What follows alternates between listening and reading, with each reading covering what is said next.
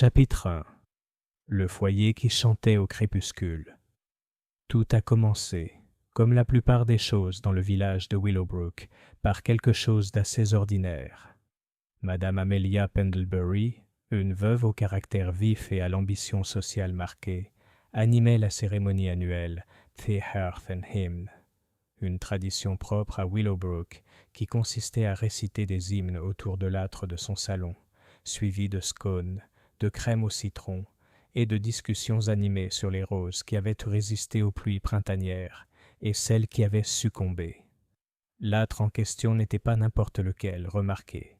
Il avait appartenu au manoir qui avait brûlé en 1889 et, selon la rumeur, était la dernière pierre restante de son imposant hall central. Lorsqu'il fut installé à Pendlebury Cottage par le défunt mari d'Amelia, il émettait un étrange tintement aigu à chaque crépitement du feu, une sorte de tintement mélodique qui lui valut son surnom. Le foyer chantant. Miss Marple avait été invitée, bien sûr. Toutes les personnes d'un certain standing l'avaient été. Elle était arrivée à 4 heures précises, comme à son habitude, vêtue d'un doux cardigan lavande avec un brin de muguet épinglé au revers. Ses aiguilles à tricoter cliquetaient doucement dans son sac à main, car elle ne quittait jamais la maison sans elles. « Les mains oisives invitent les esprits oisifs », disait-elle toujours. Willowbrook était l'un de ces endroits que le monde moderne avait presque oubliés, niché entre les vertes prairies vallonnées du Kent et une voie ferrée désaffectée. Il continuait d'accueillir ses expositions florales, ses fêtes de jardin et ses bazars religieux, comme si l'horloge s'était arrêtée vers 1935 et n'avait plus aucune raison de tourner. À l'intérieur du cottage Pendlebury, l'ambiance était joyeuse.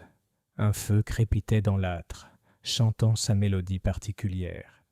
Un petit groupe s'était rassemblé. Madame Pendlebury elle-même, majestueuse dans sa blouse à col montant ornée d'une broche édouardienne. Le révérend Crispin de Sainte Winifred, qui sentait toujours légèrement la cire d'abeille et le vieux papier. Mademoiselle Honoria Flint, récemment revenue de l'étranger, bien que le lieu précis demeurât incertain. Le major Bertrand Hawthorne, retraité et profondément méfiant envers tout ce qui n'était pas fait correctement. Et la toujours théâtrale mademoiselle Daisy Glenrose, qui avait un jour tenté de fonder un cercle de poésie, mais qui s'était effondrée sous le poids de ses propres sonnets. Le thé a été versé, les ragots ont fleuri.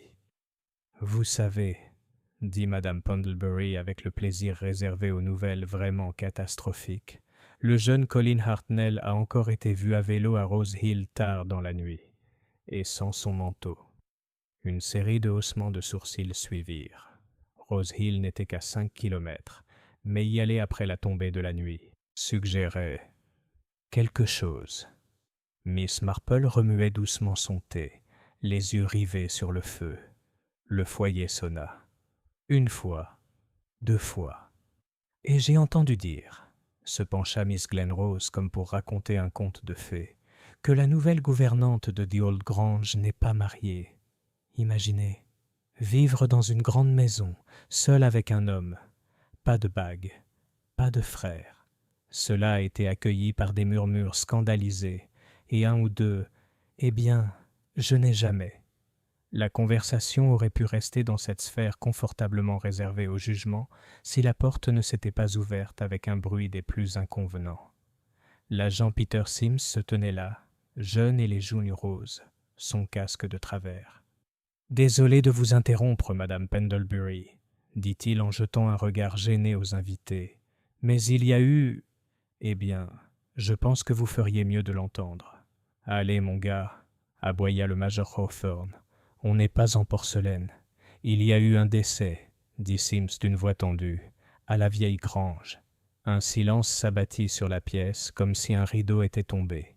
Même le feu s'éteignit. « Qui ?» demanda Miss Flint, les jointures blanches autour de sa tasse de thé. « Monsieur Félix Langstone, » répondit Sims, retrouvé mort dans son bureau. « C'est peut-être un meurtre. » Le feu s'embrasa soudain, une de ces étranges rafales qui n'ont aucun sens. Il émit un bourdonnement aigu, plus fort qu'avant, presque comme un murmure transformé en cri. Miss Marple, qui n'avait pas parlé, posa doucement sa tasse de thé dans sa soucoupe et croisa les mains sur ses genoux. « Oh là là !» dit-elle doucement, avec la tristesse de quelqu'un qui avait trop souvent vu ce genre de choses. « J'espérais que ce serait autre chose. » Le village de Willowbrook n'avait pas connu de meurtre depuis près de 20 ans.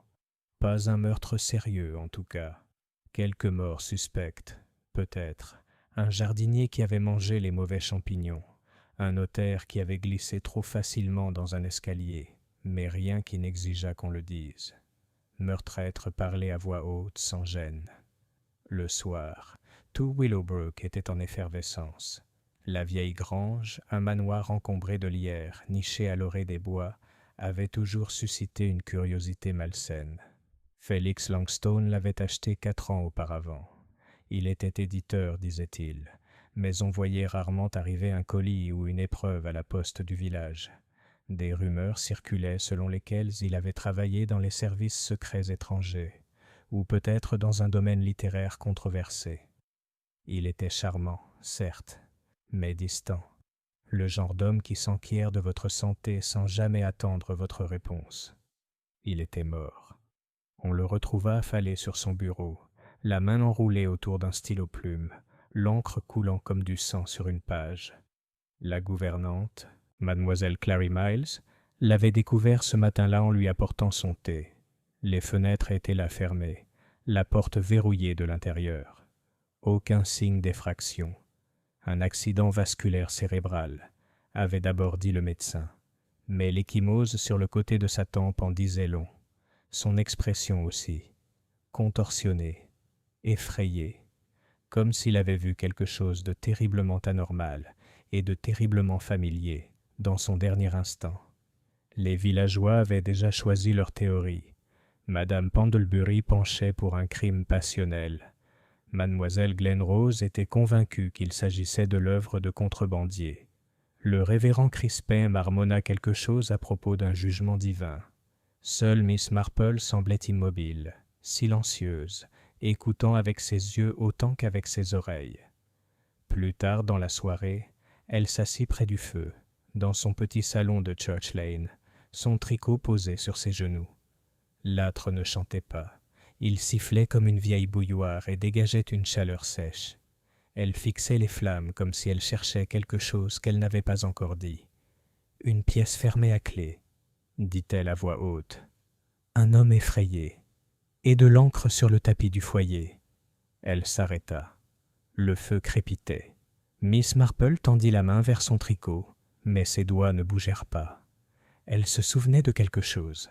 Pas vraiment d'un crime, pas exactement, mais d'un curieux incident survenu à Lower Cramley, une 20aine d'années auparavant.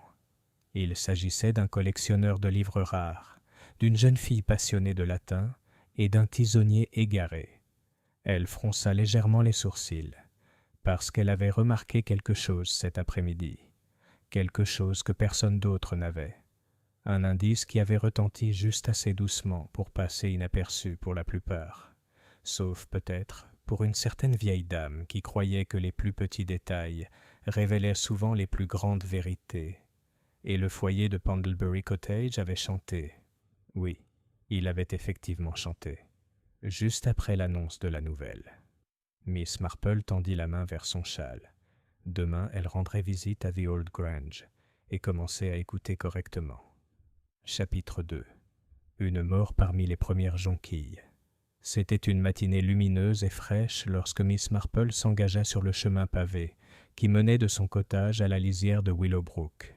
Le ciel avait cette douceur particulière du début du printemps, ni tout à fait bleu, ni tout à fait gris, et l'herbe scintillait de rosée tels des fils d'argent cousus dans la terre. Tout autour d'elle, le village s'éveillait lentement. Des moineaux filaient à travers les haies d'aubépines. Le garçon boulanger passait en sifflant et en titubant, et la cloche de Saint-Winifred résonnait timidement comme d'habitude. Mais une certaine tension flottait dans l'air, comme le silence qui précède le lever du rideau. La nouvelle de la mort de Félix Longstone s'était rapidement répandue. Aucune annonce officielle n'avait encore été faite. La police était toujours en train d'enquêter, mais cela n'avait pas empêché les commères de Willowbrook de tirer leurs conclusions. À la sortie du village, Miss Marple passa devant le premier bouquet de jonquilles qui fleurissait sur la pelouse du presbytère. Des trompettes jaunes ondulaient joyeusement au vent.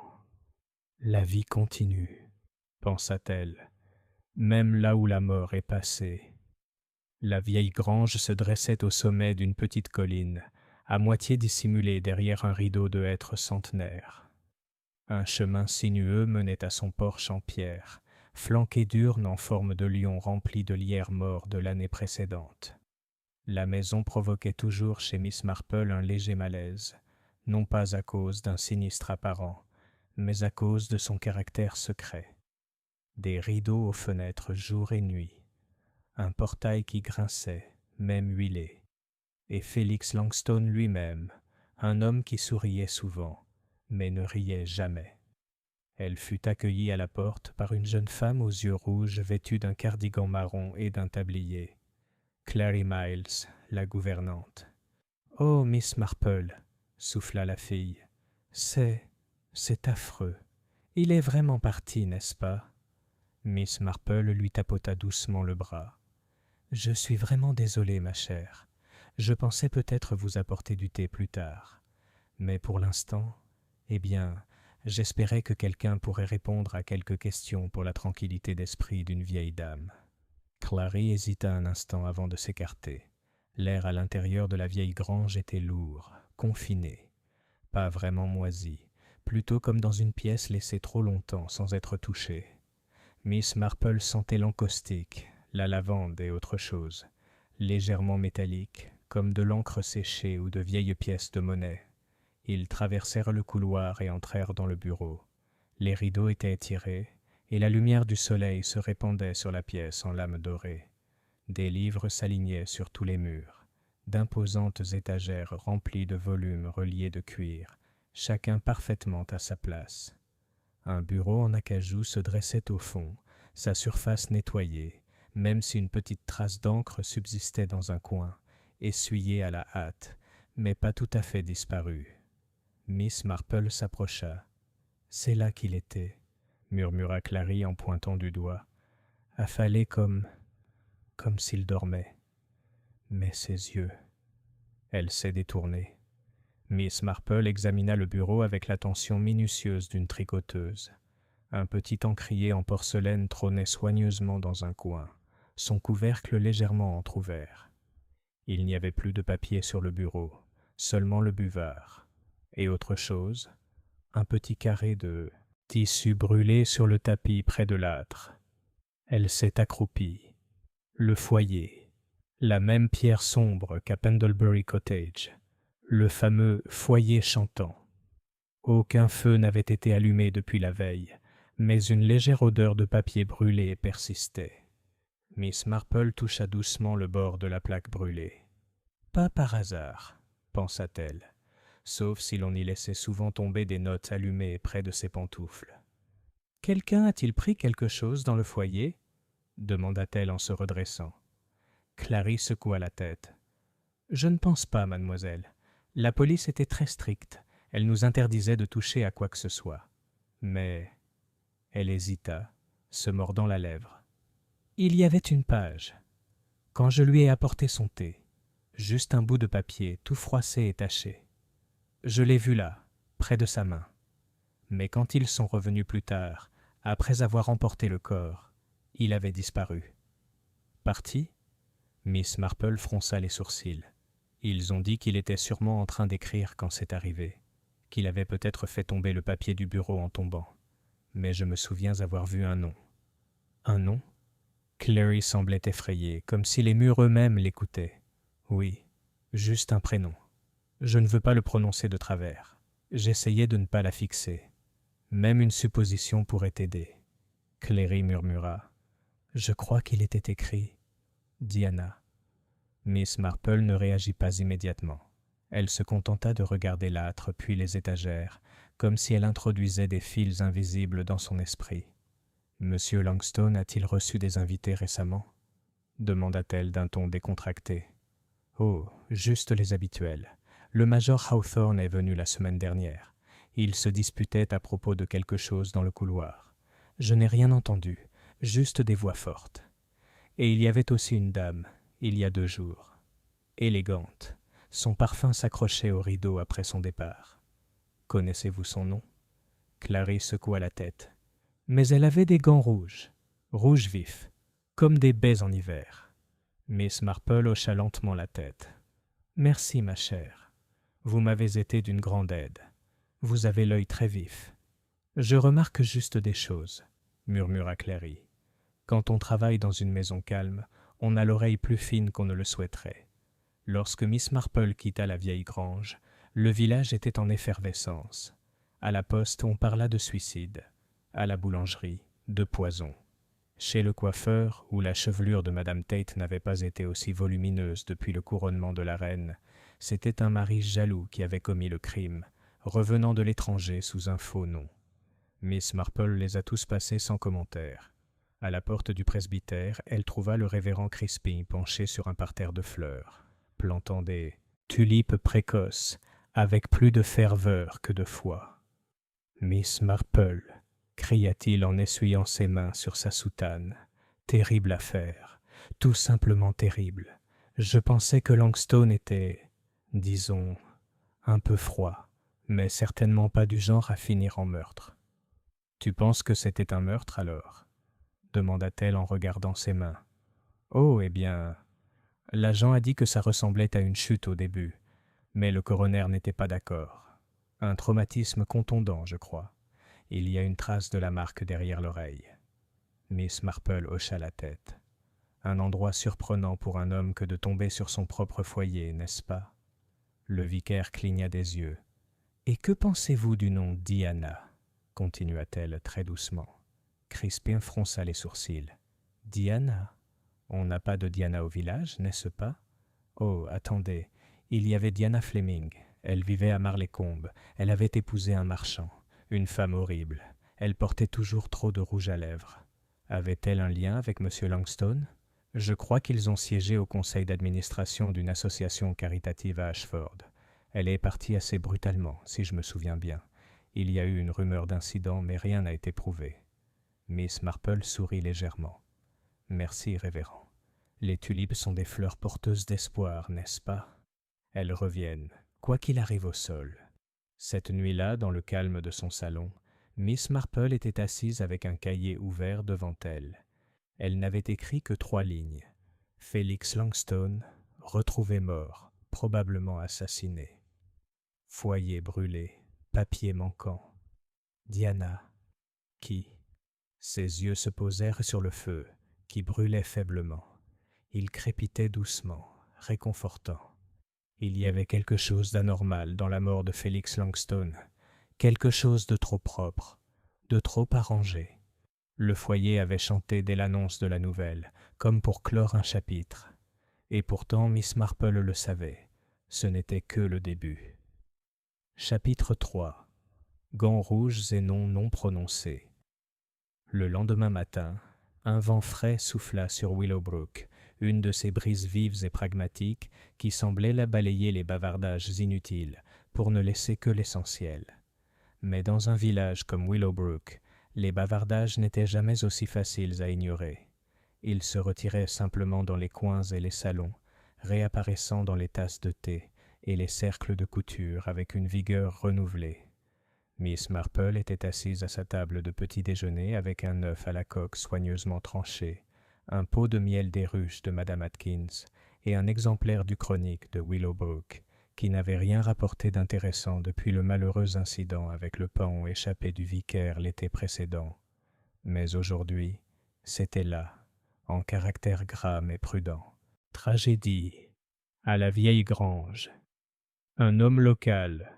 Retrouvé mort Monsieur Félix Langstone, 58 ans, a été retrouvé mort à son domicile mercredi matin dans des circonstances que la police a qualifiées de inhabituelles, mais faisant l'objet d'une enquête.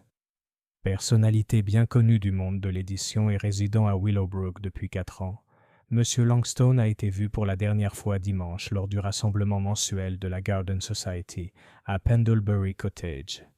La police lance un appel à témoins et n'exclut pas un acte criminel. L'agent Sims a refusé de commenter davantage. Miss Marple plia soigneusement le journal. Elle avait déjà décidé de rendre visite à la personne du village la plus susceptible d'avoir aperçu le mystérieux visiteur aux gants rouges, Madame Emmeline Hargrove, qui tenait la seule maison d'hôte à quelques pas de The Old Grange et qui était très fière de ses baies vitrées et de sa capacité à repérer un inconnu à 50 pas. Elle s'y dirigeait maintenant, les bras croisés pour résister au vent, saluant aimablement les passants.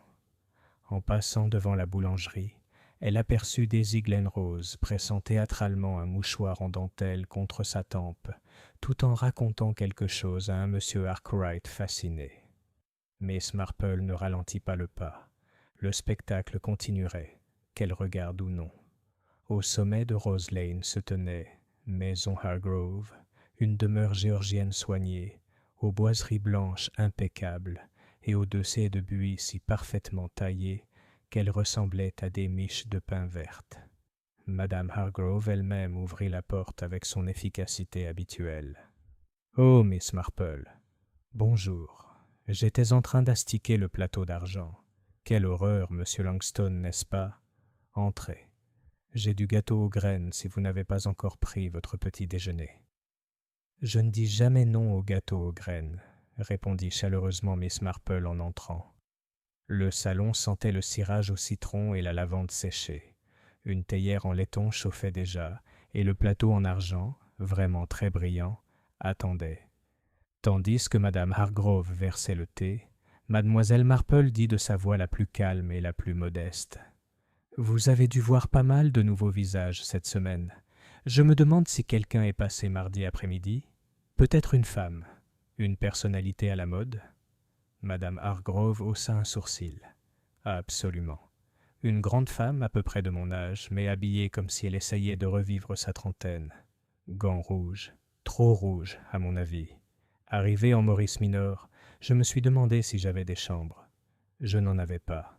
Elle a dit qu'elle essaierait plus près de la côte, mais elle était bien décidée à trouver quelqu'un.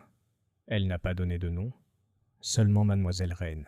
Même si je soupçonne que ce n'était pas son vrai nom, elle avait l'air de quelqu'un qui jouait un rôle. » Miss Marple sirotait son thé en réfléchissant.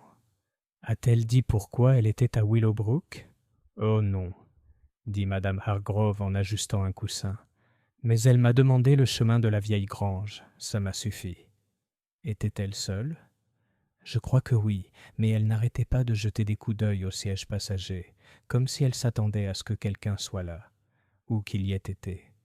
C'était intéressant, très intéressant en effet. Cet après-midi-là, Miss Marple fit un saut à la bibliothèque du village, une petite pièce lambrissée nichée derrière la mairie, où Miss Honoria Flint avait récemment fait du bénévolat. Honoria était grande, raide comme une flèche, et toujours enveloppée de tweed ou de désapprobation selon le temps.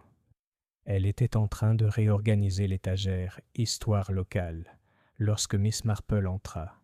« Ah !» dit Honoria en époussetant ses paumes. « Si ce n'est pas Miss Marple, notre gardienne du village.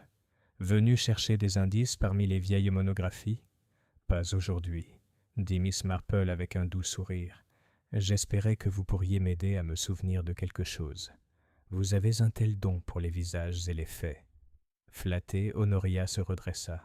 « Vous souvenez-vous d'une femme nommée Diana Fleming ? Elle vivait à Marlécombe, il y a quelques années. » Honoria cligna des yeux. « Diana Fleming. Oui, je m'en souviens. Son mari était une sorte d'exportateur, d'épices ou de bois dur. On parlait beaucoup de détournement de fonds, même si cela n'a jamais été prouvé.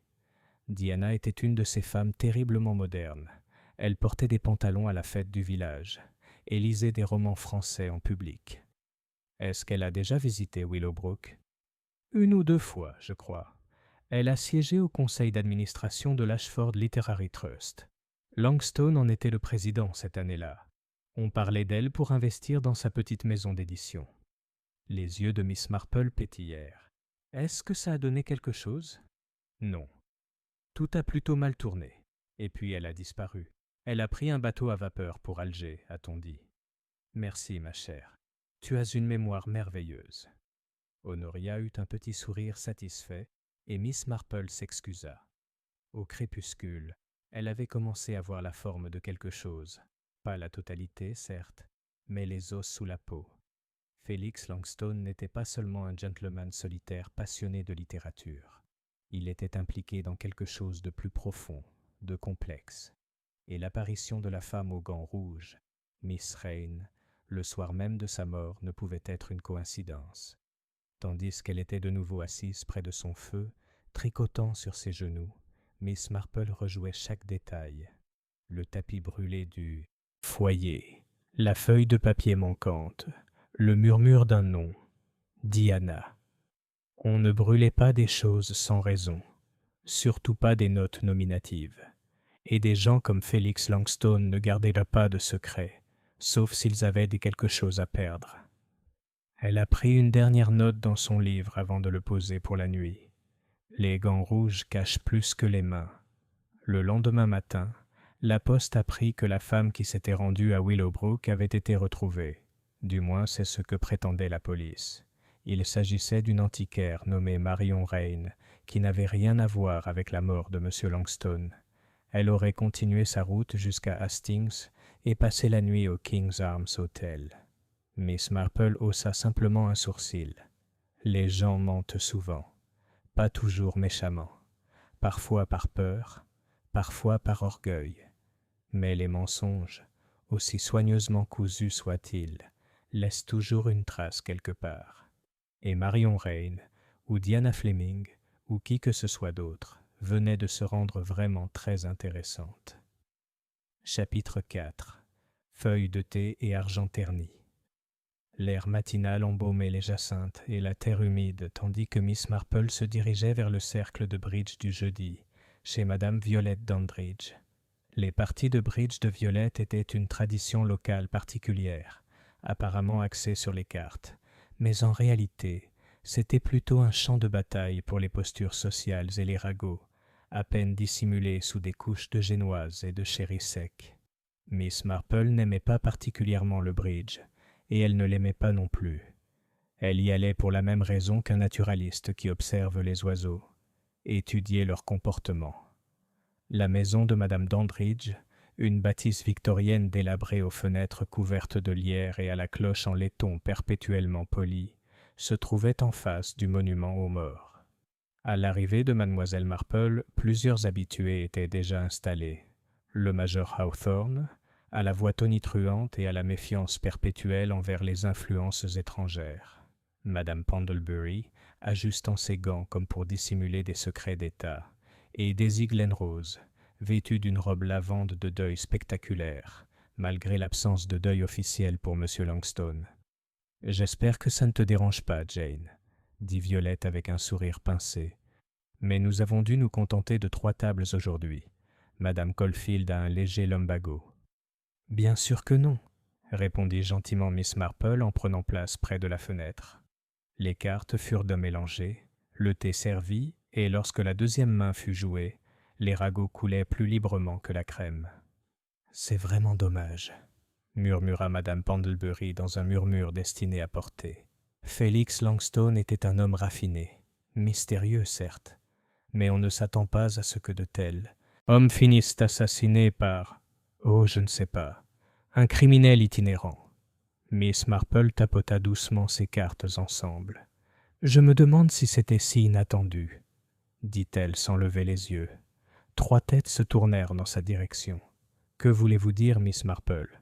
demanda Daisy, une trace de rouge à lèvres collée à sa dent de devant. « Oh, rien de précis, » dit Miss Marple en clignant légèrement des yeux. « Seulement... il me semble que M. Longstone était un homme qui avait peut-être vécu plusieurs vies, et ces gens-là traînent souvent de vieux ennemis avec eux, comme des fantômes cachés derrière le papier peint. » Le major Hawthorne renifla. « N'importe quoi. Cet homme sortait à peine de chez lui. Il est même mort d'ennui. »« Mais quelqu'un l'a frappé, » murmura Violette. « C'est ce que l'agent Sims a dit à mon cuisinier. Un coup derrière l'oreille. Ce n'est pas de l'ennui. » Miss Marple laissa la conversation se poursuivre sans elle pendant un moment, écoutant plutôt qu'elle ne participait. L'astuce, elle le savait, n'était pas toujours de poser des questions, mais de laisser les gens y répondre quand même. Une fois la main terminée et les cartes rassemblées, Miss Marple se leva, feignant une légère raideur. « Pardonnez-moi, dit-elle.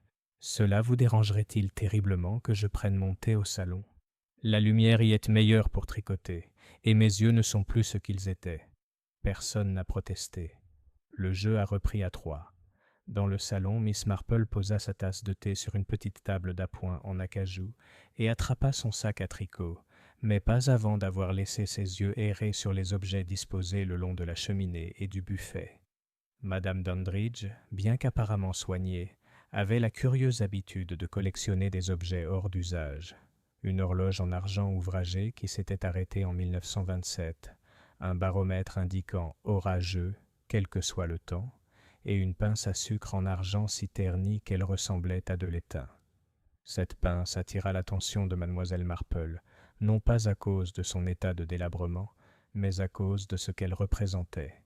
Le ternissement, après tout, n'est que le temps qui révèle ce que le vernis cachait autrefois. Plus tard dans la journée, alors qu'elle rentrait chez elle en passant devant le presbytère, elle fut interceptée par le révérend Crispin, agitant un journal et semblant plutôt troublé. « Miss Marple, exactement la personne que j'espérais voir. Avez-vous des nouvelles? »« Je le fais rarement, » dit-elle, même si l'éclat dans ses yeux suggérait le contraire. Ils ont confirmé qu'il ne s'agissait pas d'une mort naturelle. Le rapport du coroner est arrivé. Traumatisme contondant. Et apparemment, quelque chose a disparu de la scène. Un petit objet. L'inspecteur n'a pas voulu préciser lequel, se contentant de dire que c'était important. « dit Miss Marple, « c'est intéressant. » Elle le remercia, échangea quelques plaisanteries sur le sermon de Pâques à venir, et continua son chemin vers la maison, l'esprit tournant tranquillement. Cette nuit-là, alors qu'elle était assise près de son propre feu, bien moins mélodieux que l'âtre de Pendlebury Cottage, mais non moins réconfortant, elle sortit le petit carnet qu'elle gardait dans son panier à tricoter. Elle a écrit « Madame Dandridge possède des pinces en argent comme celles que Langstone aimait montrer. Le major Hawthorne était en colère la semaine dernière. Clary l'a entendu crier à The Grange. Diana, toujours introuvable, nom inconnu. Faux alibi probable. » Puis elle a souligné une nouvelle entrée. Qu'est-ce qui manquait? L'idée que quelque chose avait été emporté, volontairement retiré de la scène, réveilla quelque chose dans sa mémoire. La trace de brûlure près de l'âtre. Une simple feuille de papier, avait dit Clary. Le nom d'une femme. Et maintenant, un objet. Les deux étaient-ils liés? Elle se leva, alla à sa bibliothèque et en sortit un mince volume vert. Les observations d'une paroisse de campagne, par le révérend R. L. Good. Un livre tout à fait banal, à l'exception de son annexe, une liste d'objets immobiliers locaux catalogués par les familles pendant la guerre, à des fins d'assurance. Elle a feuilleté le livre jusqu'à ce qu'elle trouve les Langstone. Article 44. Caché en argent, gravé des initiales FL, serti d'émail bleu. Elle leva les yeux. Le foyer. La tache brûlée. L'encre. Elle ne savait pas exactement pourquoi, pas encore. Mais elle était certaine que c'était le seau d'argent qui avait disparu. Et elle était encore plus certaine qu'il n'avait pas été volé à des fins lucratives. Certaines choses ne sont pas prises pour ce qu'elles sont, mais pour ce qu'elles prouvent. Le lendemain matin, Miss Marple rendit visite à la seule personne qui n'avait toujours pas dit un mot sur le meurtre. M. Arkwright, le papetier, et maître de poste du village. Elle le trouva derrière le comptoir de sa petite boutique exiguë, en train de redresser des enveloppes. « Bonjour, Miss Marple, » dit-il. « Puis-je vous proposer du papier à lettres? Le stock de crème lavande vient d'arriver. »« C'est charmant, mais pas aujourd'hui, merci, » dit-elle. « Je voulais quand même demander. Monsieur Langstone a-t-il publié quelque chose d'inhabituel avant sa mort? » Monsieur Arkwright fronça les sourcils. « Inhabituel, comment? Une lettre? Petite, cachetée peut-être avec un timbre. Maintenant que tu le dis, il sortit un journal de bord. Oui, il y en avait un, envoyé 2 jours avant sa mort, à Londres, sans adresse de retour, marqué personnel et confidentiel. Ça ne lui ressemblait pas du tout. À qui? Voyons voir. Il feuilleta le registre. Ah, Mademoiselle D.W. Fleming. Au bon soin d'une loge privée à Mayfair. Miss Marple perdit son souffle. Donc non seulement Diana Fleming était encore en vie, mais elle avait été en contact avec Langstone peu de temps avant sa mort. Et cette lettre scellée, probablement avec le sceau d'argent désormais disparu, pourrait très bien contenir la vérité que tous les autres avaient tant essayé d'éviter. De retour à la maison, elle a passé en revue les pièces, une femme aux gants rouges se faisant appeler Miss Rain. Une vraie femme nommée Diana Fleming, dont le nom avait été écrit, puis brûlé, sur une page à côté d'un homme mort. Un sceau en argent manque sur la scène, et une lettre envoyée quelques jours avant le meurtre. Miss Marple se tenait devant le foyer et regardait les flammes danser. Lettre, secret et argent. Il ne s'agit pas seulement de savoir qui, mais aussi pourquoi, et ce qui a dû être caché au point de justifier un meurtre. Elle savait ce qui allait suivre.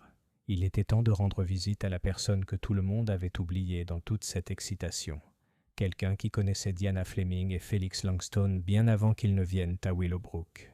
La seule personne qui, jusqu'à présent, avait le moins parlé et qui pourtant parvenait toujours à être présente lorsque la vérité était sur le point d'émerger. Chapitre 5. Le silence du major Hawthorne. Il y avait peu de gens à Willowbrook aussi universellement considérés et discrètement évités que le major Bertram Hawthorne. Il avait pris sa retraite de l'armée près de 30 ans auparavant, mais n'avait jamais vraiment quitté le champ de bataille. Il se levait encore à 6 heures, se rasait à l'eau froide et aboyait des ordres à ses rosiers comme s'ils étaient des troupes à la parade. Sa modeste maison, Stonebank Cottage, se trouvait à la lisière du village, près du terrain de cricket, et se distinguait par deux choses, un jardin d'une précision chirurgicale et un Union Jack flottant sur un mât en acier inoxydable, qu'il y ait ou non du vent pour le porter.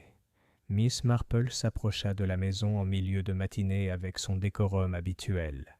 Elle portait une boîte de biscuits au gingembre fait maison et arborait un sourire qui ne suggérait rien de plus qu'une visite amicale. Le major a ouvert la porte lui-même.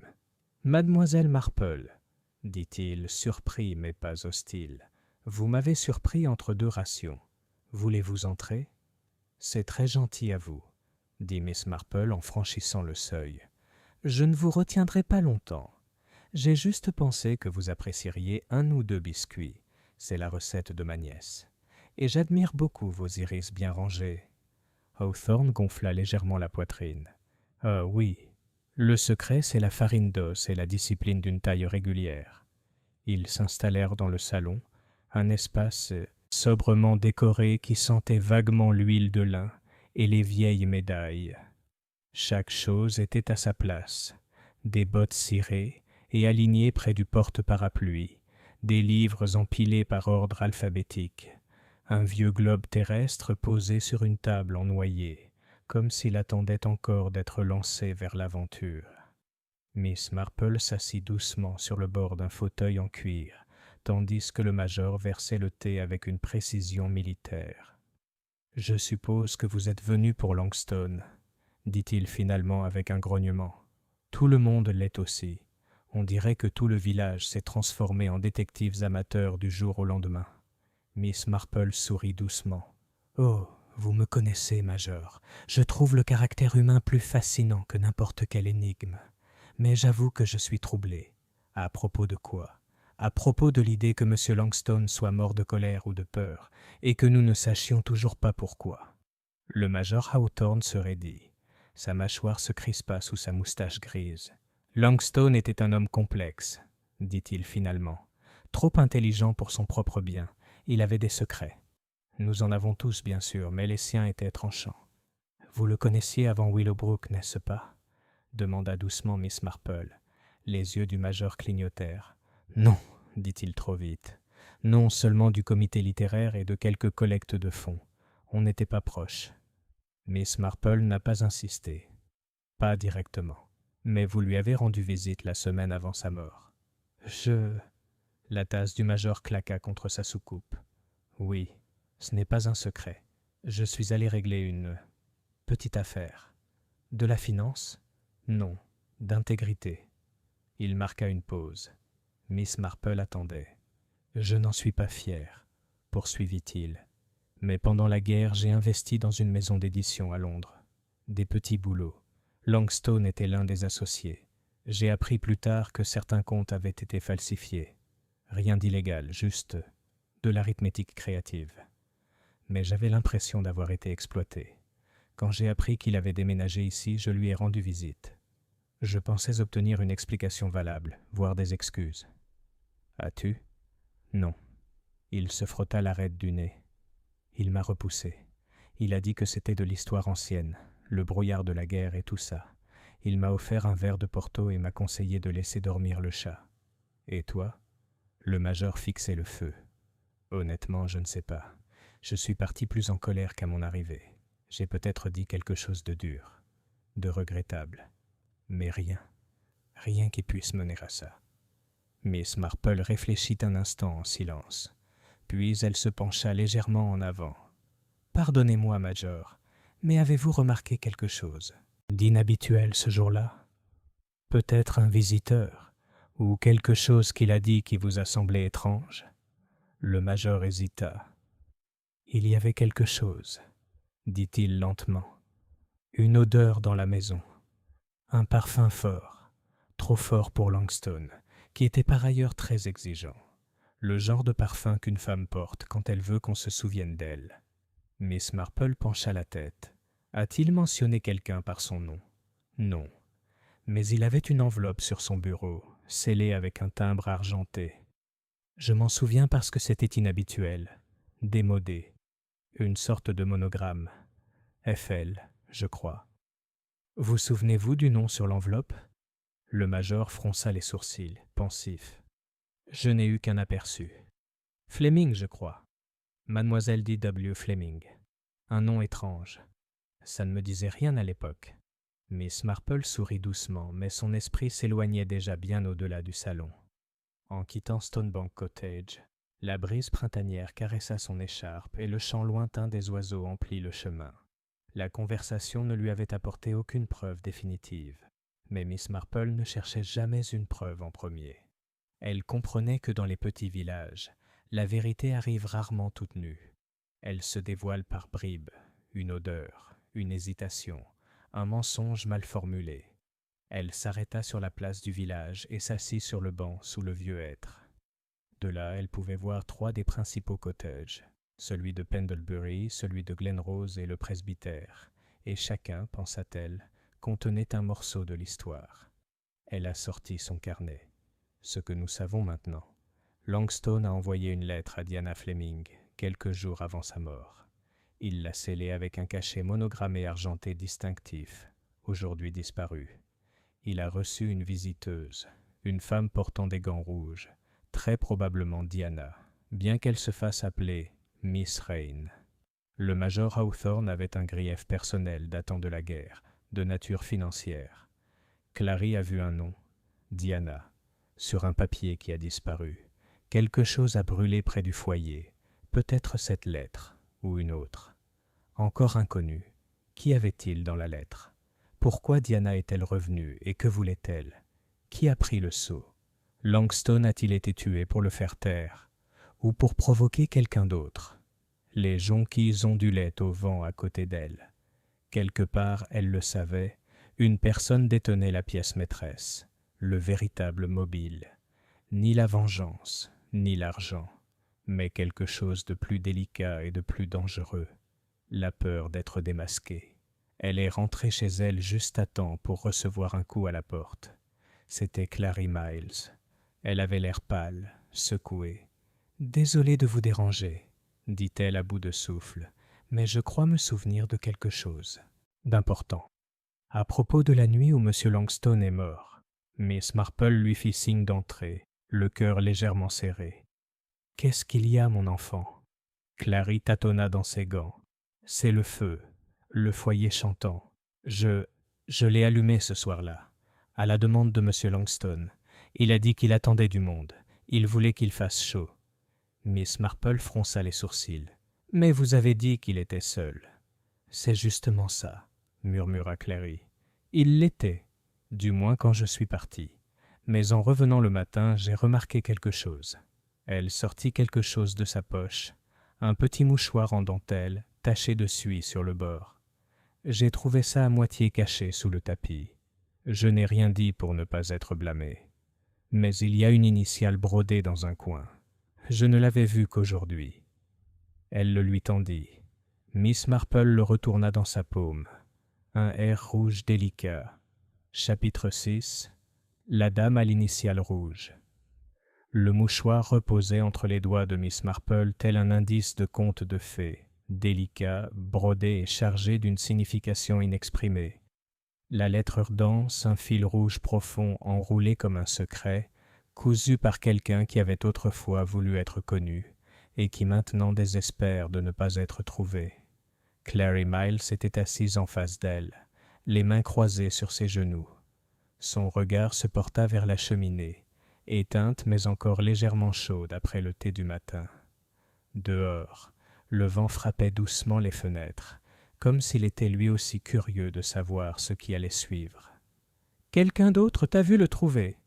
demanda Miss Marple d'une voix calme mais alerte. Clary secoua vivement la tête. « Non, madame, je n'ai même pas prévenu la police. J'ai paniqué.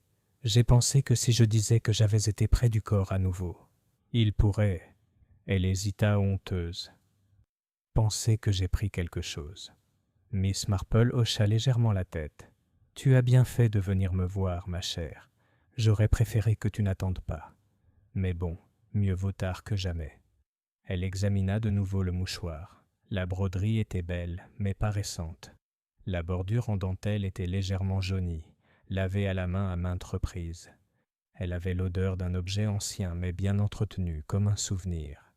Pas quelque chose qu'on laisserait tomber par inadvertance. « Ce n'était pas un mouchoir de bonne, » murmura-t-elle. « Pas le genre qu'on trouve dans les boutiques de ville. C'est trop personnel. »« Tu ne penses pas qu'il appartient à M. Langstone ?» demanda Clary. « Non, » répondit Miss Marple. « Félix Langstone était peut-être un homme de goût, mais ceci... » Elle brandit le tissu. « Ceci est féminin, intime. Pas le genre de cadeau qu'on garde sous la main pour ses invités. Et certainement pas celui qu'il aurait eu près du feu si... moins que quelqu'un d'autre ne soit là, » murmura Clary. Miss Marple émit un bourdonnement pensif. Le rouge GRJ posait une question à laquelle le village n'aurait pas été enclin à répondre. À Willowbrook, la plupart des prénoms féminins commençaient par des consonnes guindées. V pour Violette, D pour Marguerite, H pour Honoria. Il n'y avait pas de Rosamond, de Rachel, ni de Rebecca. Plus maintenant.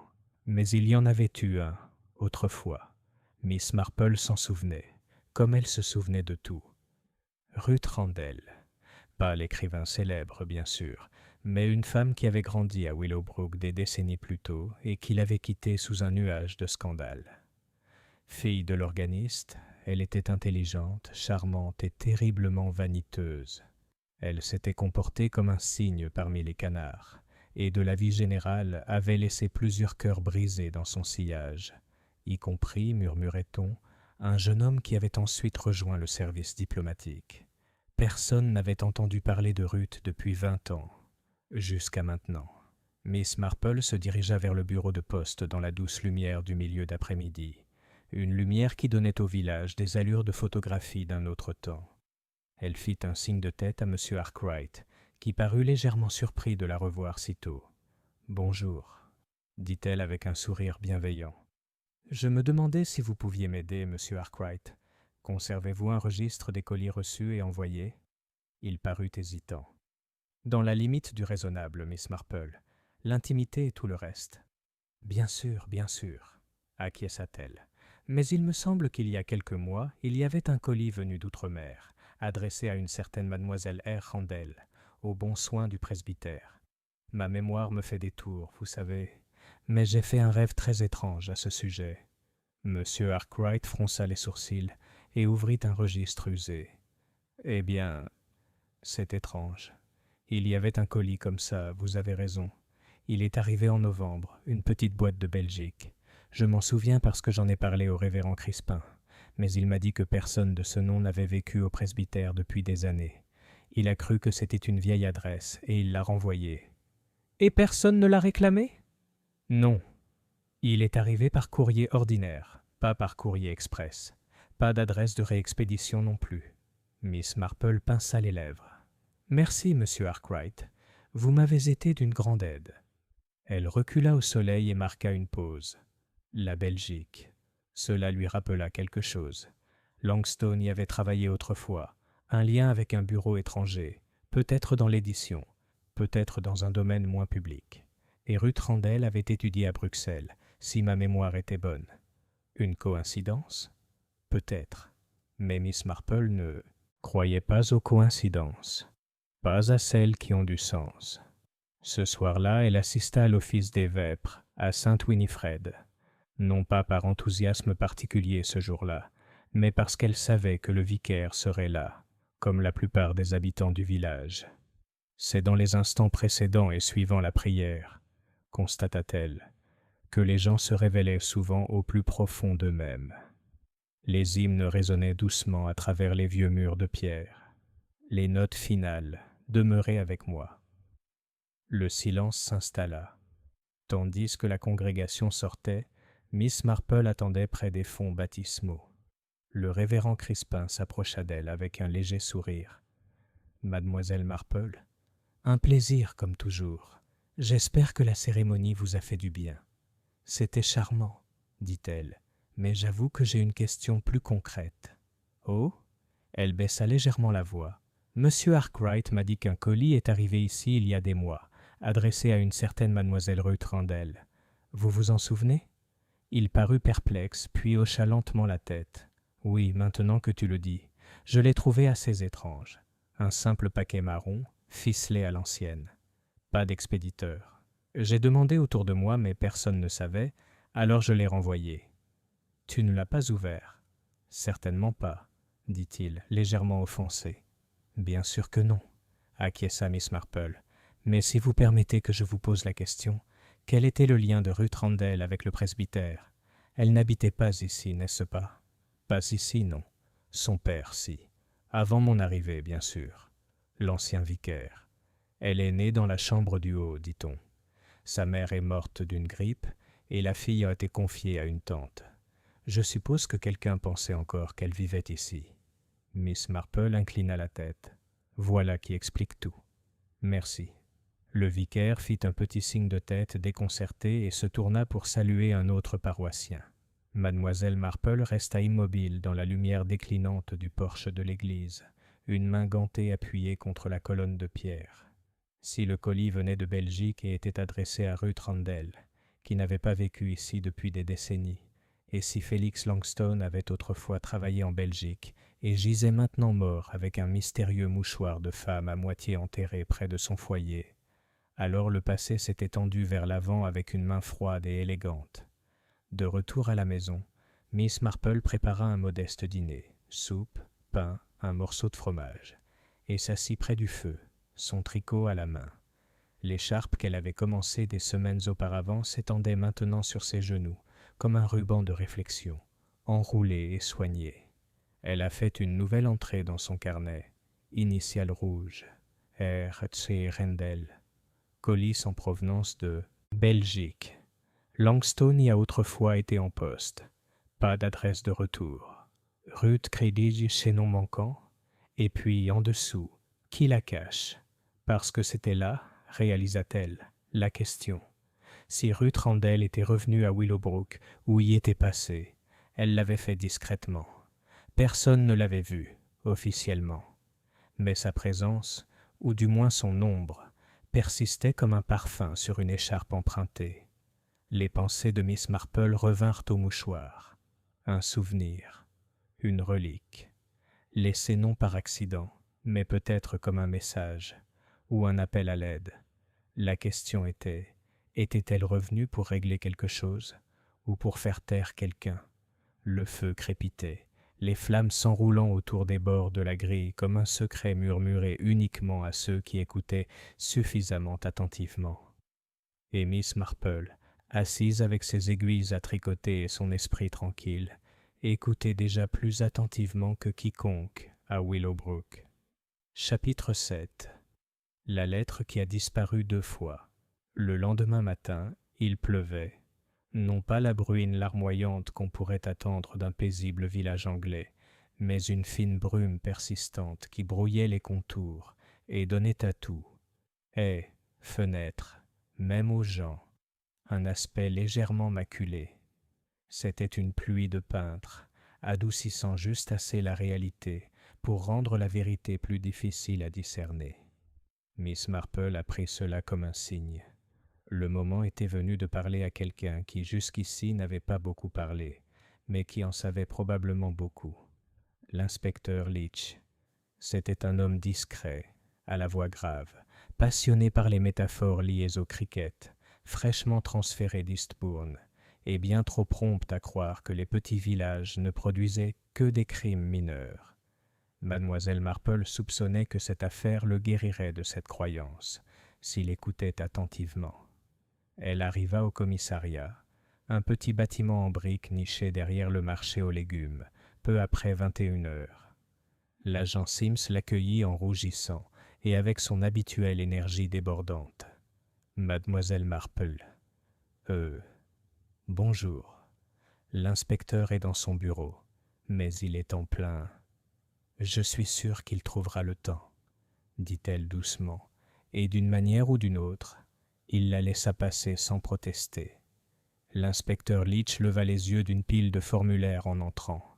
Son manteau était drapé sur le dossier de sa chaise, et sa cravate était légèrement de travers.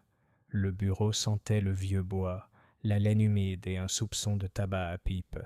Pas désagréable, mais indéniablement surchargé. « Mademoiselle Marple, » dit-il en joignant les mains, « vous semblez avoir le don d'intervenir au moment où les choses sont les moins réglées. » Elle sourit modestement. « J'ai bien peur de ne jamais avoir été très doué pour rester à l'écart quand les choses étaient instables. » Il fit un geste vers la chaise en face de son bureau. « Très bien alors. Qu'êtes-vous venu me dire ou me demander ?» « Je me demandais si vous aviez retrouvé la lettre que M. Langstone aurait écrite au moment de sa mort, » dit-elle. « Clary Miles a mentionné l'avoir vue. » L'expression de l'inspecteur Leach changea subtilement. Ses lèvres se crispèrent. Sa posture changea légèrement. « Aucune lettre n'a été retrouvée sur les lieux, » dit-il lentement. « Non. » La voix de Miss Marple était innocente. Mais c'est quand même assez étrange. Un homme retrouvé mort à son bureau, l'encre encore humide, le buvard à moitié taché, et sans papier. Cela pique la curiosité. Il n'a rien dit. Miss Marple poursuivit d'un ton calme et pensif. Et si je puis me permettre, il semblerait qu'il manque autre chose. Un objet personnel de M. Langstone. Un sceau en argent. Maintenant, il la regardait correctement. Comment le sais-tu ? Je ne l'ai pas fait. Pas officiellement. Mais c'est remarquable ce qu'on peut déduire en écoutant le bon silence. Leach expira lentement. Elle a été prise. On ne sait pas quand. Peut-être avant sa mort, peut-être juste après.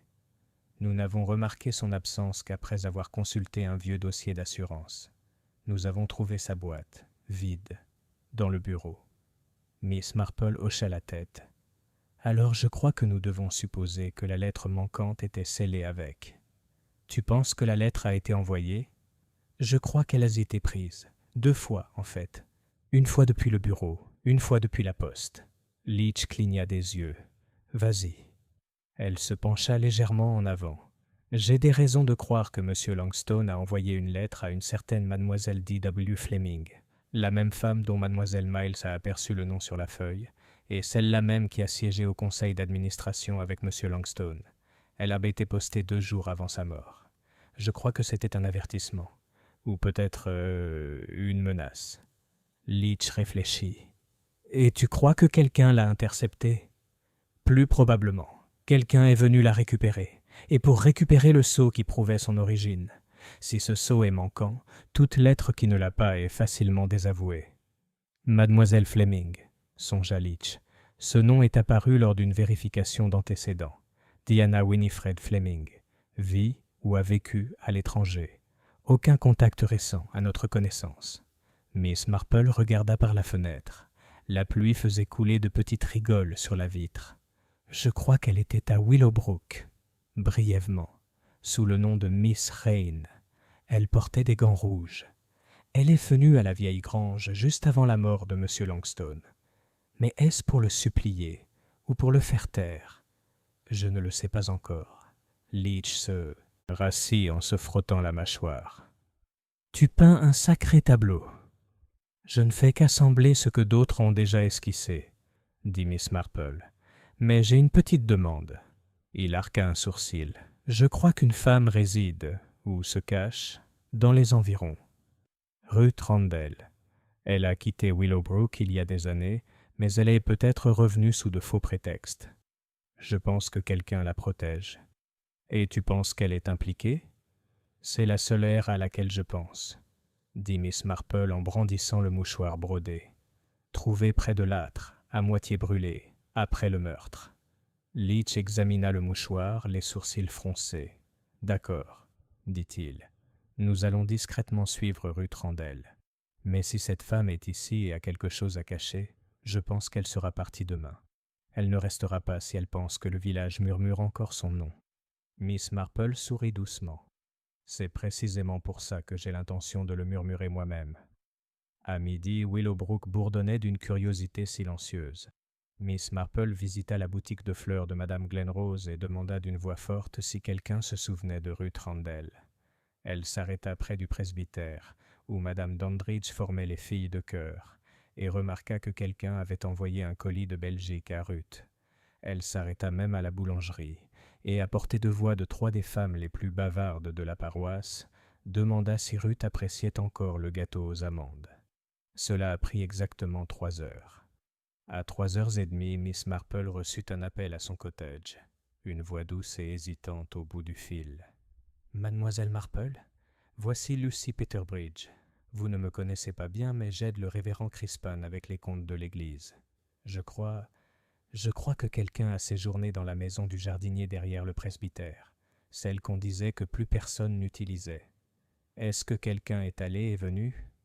Seulement après la tombée de la nuit, et jamais par devant. » La voix de Miss Marple était douce. « Tu as bien fait, Lucy. Ne t'inquiète pas. Laisse-moi faire le reste. » Elle rencontra l'inspecteur Leach ce soir-là derrière le presbytère, où la maison du jardinier était nichée sous un sycomore, depuis longtemps tombé à l'état sauvage. Les fenêtres étaient fermées par des rideaux. La cheminée était froide. Une faible lumière brillait sous la porte. « Elle est là, » murmura Miss Marple. « Et si j'ai raison, elle sait que c'est fini. » Ils s'approchèrent tranquillement, et Leach frappa 2 fois. Pas de réponse. Il a frappé à nouveau. Une pause, puis la porte s'ouvrit en grinçant. La femme qui se tenait devant eux avait été belle autrefois. Peut-être l'était-elle encore, sous la bonne lumière. Mais le temps avait creusé de fines rides autour de sa bouche et de ses yeux. Ses cheveux noirs, méchés de gris, étaient tirés en arrière en un élégant chignon. Elle portait un simple manteau noir et aucun bijou. Seuls ses gants, rouges, reposaient sur la table à côté d'elle. « Ruth Randall, » dit Leach d'une voix ferme, « on aimerait vous parler. » Elle n'a pas bronché. « Je me demandais quand tu viendrais, » dit-elle doucement. Miss Marple s'avança.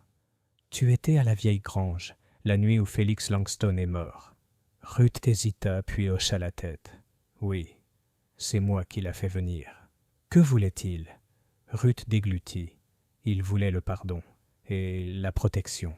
Il disait avoir écrit quelque chose qui pourrait me détruire, si je ne l'aidais pas. Leach fronça les sourcils. « Comment te détruire ?»« Pendant la guerre, » dit-elle d'une voix douce, « Félix et moi étions impliqués dans des activités, des choses que le public ignorait. Ce n'était pas vraiment de l'espionnage, mais nous manipulions des documents, de la désinformation, des tracts discréditant certaines voix. Mon nom figurait sur certaines de ces informations. Il tenait des registres. Il disait en avoir des copies. Et il a menacé de les révéler ? Pas exactement. Il a dit qu'il les enverrait si je ne venais pas, pour parler en personne. pour me racheter. Mais quand je suis arrivé, il était froid, étrange. Il a dit qu'il était trop tard, que quelqu'un d'autre était au courant. » Ruth s'assit. Je l'ai supplié de détruire les documents. Il a ri. Puis il s'est détourné. Je suis parti en colère. Mais je jure qu'il était vivant quand je suis parti. La voix de Miss Marple était douce mais ferme.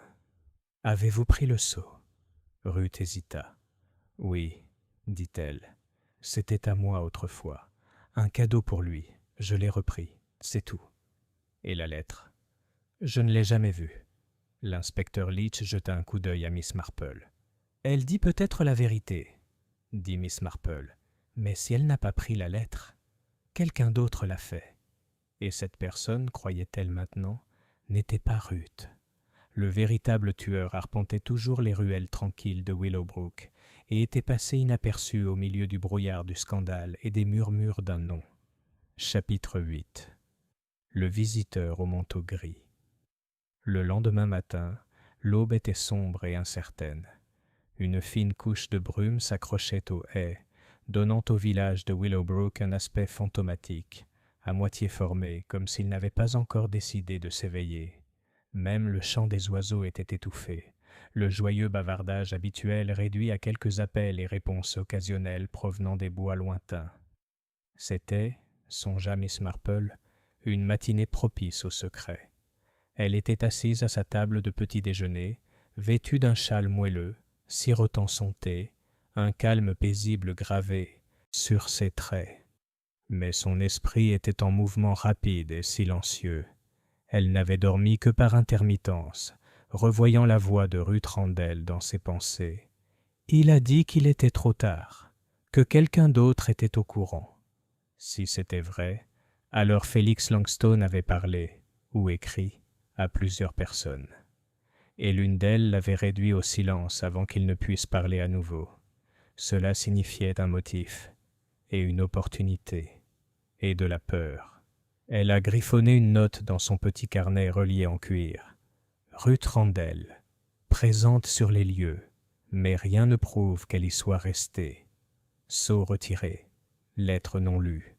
Longstone avait dit à quelqu'un, ou croyait l'avoir dit.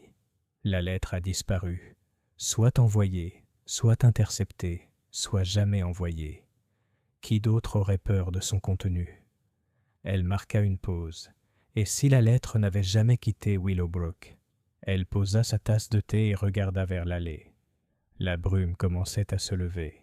Il était temps de découvrir qui d'autre avait reçu la visite avant la mort de Longstone, et plus curieusement, qui avait payé un. La porte du Pendlebury Cottage s'ouvrit en grinçant juste avant 11 heures. Madame Amelia Pendlebury portait une robe de chambre en soie sur une silhouette corsetée et un sourire aiguisé par des décennies de fréquentation. Ses cheveux étaient coiffés en une sorte de boucle suggérant effort et bigoudi, et ses boucles d'oreilles en perles brillaient malgré la lumière voilée. « Jane, c'est charmant. Entrez, s'il vous plaît. Je préparais juste un peu de madère. Il est terriblement tôt, je sais, mais depuis que j'ai eu ce rhume en 1947, je trouve les matins terriblement imprévisibles. Ce n'est qu'une brève visite, » dit aimablement Miss Marple en entrant. « Je voulais savoir si vous aviez vu des visiteurs inhabituels à The Old Grange la semaine dernière, quelqu'un qui ne connaît pas le village. » Madame Pendlebury renifla avec élégance. « Mon Dieu, tout le monde me le demandait. Ce pauvre homme, quelle tragédie! Mais non, je ne peux pas dire que j'ai rien vu d'inhabituel, sauf... » Elle hésita. Miss Marple attendait, l'encourageant doucement d'un mouvement de tête. « Eh bien, maintenant que j'y pense, j'ai vu quelqu'un d'étrange remonter le chemin juste avant la réunion de la société de jardinage. Je préparais les sandwichs et j'ai jeté un coup d'œil par la fenêtre arrière. Vous savez, celle qui donne sur le vieux chemin du moulin? Et elle était là, une femme vêtue d'un long manteau gris. Très terne, très simple, presque monacale. Capuche relevée. J'ai supposé que c'était quelqu'un de Rose Hill. Il passe du toujours avec des tenues bizarres. Quelle heure était-il? Juste avant 3 heures. Pourquoi? Est-ce qu'elle est allée vers la grange? Je ne saurais dire. Je l'ai perdue de vue près de la haie. Mais ça m'a semblé étrange.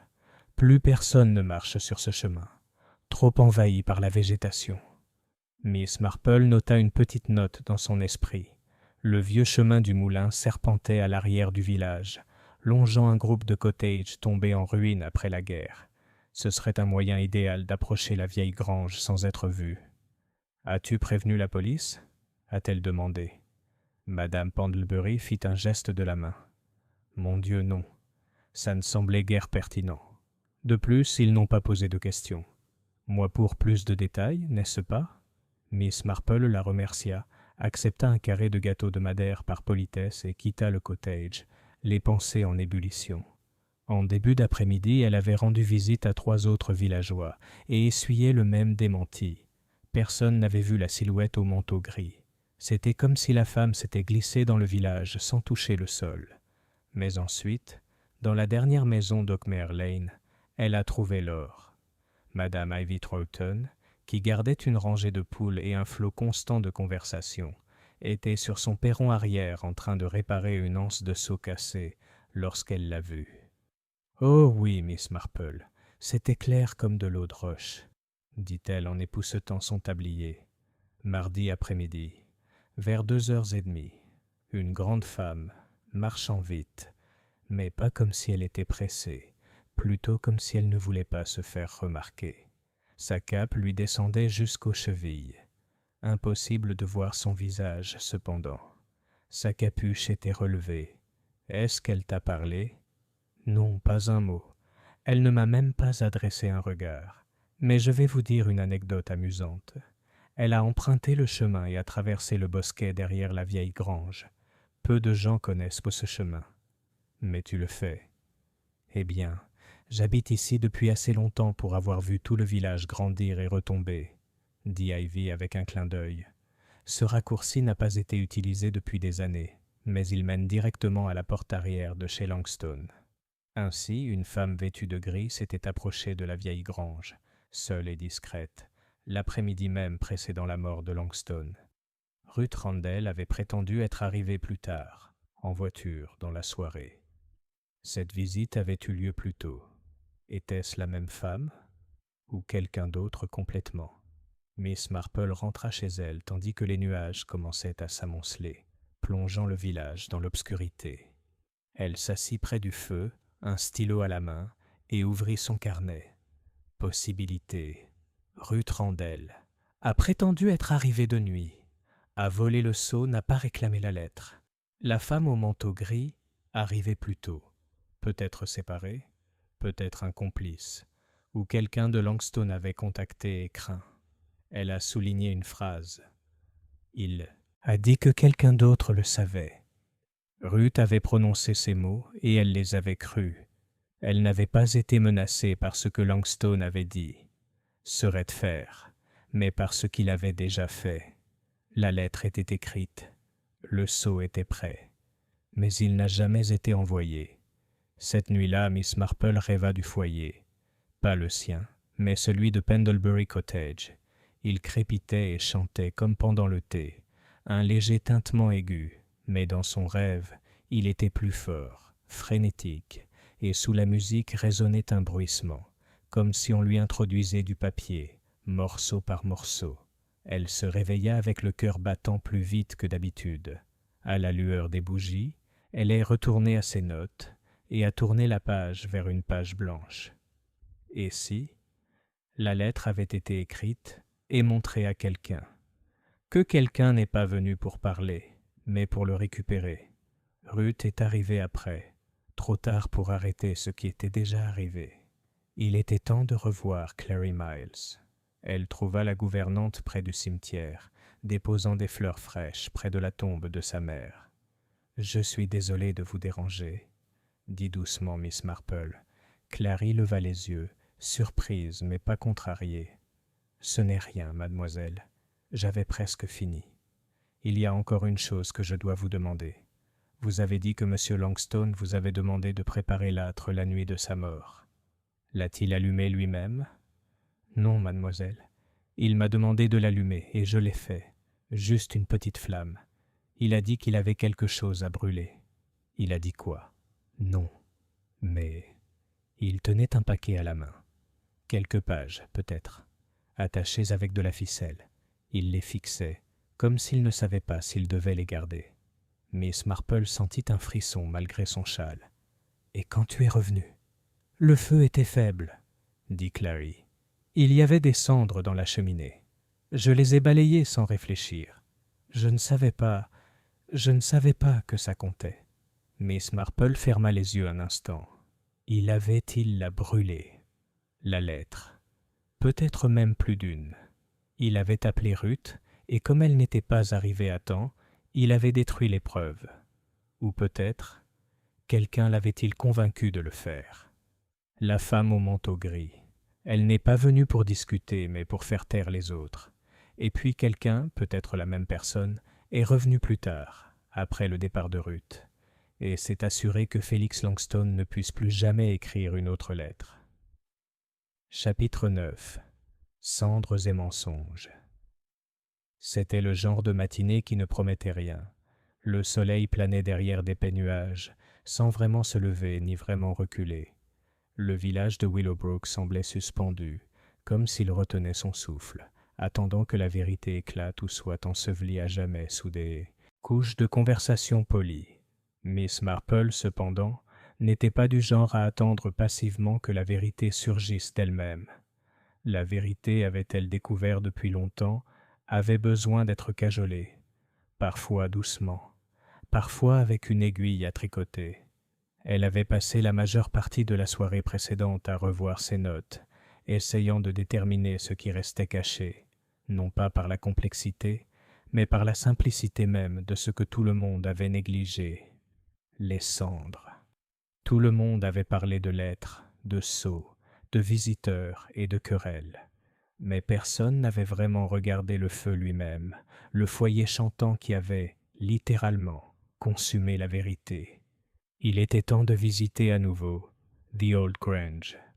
L'inspecteur Leach l'a accueilli à la porte. Il était devenu moins sceptique à l'égard de Miss Marple ces derniers jours, même s'il affichait toujours l'air las d'un homme qui trouvait les petits villages plus épuisants que le crime en ville.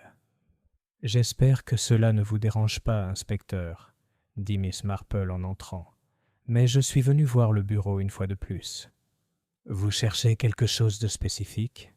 demanda-t-il en haussant les sourcils. « Peut-être quelque chose qui n'est plus là, » répondit-elle, mais même l'absence peut être révélatrice. Ils entrèrent dans le bureau. La pièce était restée quasiment intacte depuis l'enquête initiale. Le feu s'était éteint depuis longtemps, laissant un lit de cendres grises dans l'âtre. Une légère odeur de vieille fumée flottait encore dans l'air, mêlée au vernis familier et à l'odeur oubliée de l'encre séchée. Miss Marple s'approcha du foyer et s'agenouilla prudemment, ses mains gantées caressant délicatement les pierres. Elle prit une petite brosse à feu et balaya délicatement la couche supérieure de cendres. Leach la regarda avec curiosité mais ne dit rien. « Il y a quelque chose de curieux avec le feu, » murmura-t-elle. « Il dévore le papier assez complètement, mais pas toujours complètement. Il laisse souvent derrière lui ce qu'on pourrait appeler des empreintes de combustion. » Elle se pencha plus près, plissant les yeux. Puis elle s'arrêta. « Voilà, » murmura-t-elle. « Qu'est-ce que c'est ?» demanda Leach en s'avançant.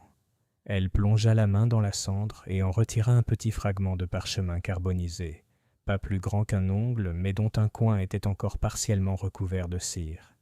Elle le brandit délicatement. « Le sceau, » dit-elle. « Une partie, en tout cas. Il a été utilisé. Le papier a été scellé puis brûlé, comme je le soupçonnais. » Leach le fixa du regard. « Alors la lettre a été détruite. » « Oui. Mais pas un seul, je crois. Plusieurs. Il y a bien trop de cendres pour une seule page. » Elle désigna les résidus dans la cheminée. « Langstone a détruit des preuves, probablement des documents liés à ses activités pendant la guerre. Peut-être même des documents de chantage. Mais s'il a brûlé les preuves, pourquoi a-t-il été tué ?» Miss Marple se leva lentement, époussetant la cendre de ses gants. « Parce que quelqu'un n'était pas sûr. Quoi il a brûlé? Ou s'il a tout brûlé? » Leach fronça les sourcils. Le tueur a donc agi pour le réduire définitivement au silence. Précisément. Langstone était devenu dangereux, non pas par ce qu'il faisait, mais par ce qu'il savait, et par la possibilité qu'il puisse parler. Elle regarda à nouveau le foyer, puis se tourna vers le bureau.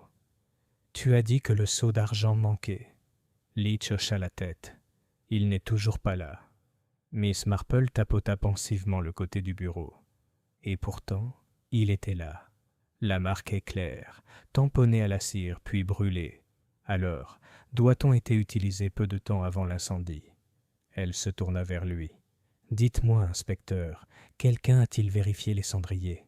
Il cligna des yeux. « Les poubelles? Oui. Les poubelles du bureau et de la cuisine. Le seau a peut-être été jeté. Pas volé. Jeté, une fois devenu inutile. » Les yeux de Leach s'écarquillèrent légèrement. « Ça vaut le coup de vérifier. » Il tourna les talons et quitta la pièce. Miss Marple resta immobile, son regard parcourant à nouveau la pièce. Elle ne regarda pas le centre, mais la périphérie, les coins où la vie s'accumulait en traces. Elle remarqua une légère trace de boue près de la fenêtre. Pas récente, mais pas ancienne non plus. Une fine trace sur la moquette, là où une botte avait appuyé sur le bord de la plinthe. Subtile, mais pas invisible. Quelqu'un était entré par le jardin latéral. Probablement pas Ruth, qui avait admis être arrivé par l'avant. Quelqu'un qui ne voulait pas être vu. Quelqu'un qui connaissait suffisamment la maison pour éviter les allées principales. Quelqu'un du coin. 1 heure plus tard, Leach revint, son visage un mélange de triomphe et de confusion. « Tu avais raison, » dit-il en brandissant un petit sac contenant des preuves. « J'ai trouvé ça dans le cendrier derrière la cuisine. » À l'intérieur se trouvait le seau manquant, noirci sur le bord, mais les initiales, FF et L, encore visibles en émail bleu fin. « On l'a jeté, pas volé, » dit Miss Marple à voix basse, « parce que sa mission était accomplie. » Leach hocha la tête. « On va le faire analyser pour trouver des empreintes. » Miss Marple sourit légèrement. « Vous n'en trouverez pas. »« Pourquoi pas? Parce que celui qui l'a manipulé portait des gants. Et pas n'importe lesquels, des gants rouges, assez voyants pour rester dans les mémoires, assez audacieux pour attirer l'attention, mais aussi peut-être assez théâtraux pour induire en erreur. » Leach fronça les sourcils. « Tu crois qu'elle voulait être vue? »« Je pense que quelqu'un voulait que nous Spence c'était elle. Mais réfléchissez à ceci. Si vous retourniez sur les lieux d'un meurtre pour récupérer ou détruire des preuves, porteriez-vous quelque chose d'aussi distinctif? » Leach marqua une pause. « Alors, vous ne pensez pas que Ruth Randall l'a tué? »« Non, » répondit Miss Marple. « Je crois qu'elle est venue par peur, par crainte d'être démasquée. Mais je crois qu'elle est repartie vivante. Et je crois que quelqu'un d'autre attendait déjà à Langstone. Quelqu'un qui l'a utilisée comme diversion. » Leach croisa les bras. « Et alors ?»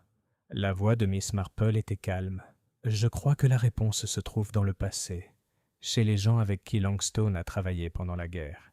Et je crois que l'un d'eux est ici, à Willowbrook. Peut-être quelqu'un qui n'a jamais... gauche. » Elle s'approcha de la fenêtre et regarda le jardin embrumé. Ce ne sont plus les secrets de guerre eux-mêmes qui comptent. Ce sont les dégâts qu'ils peuvent encore causer, aux réputations, aux familles, aux vieilles illusions.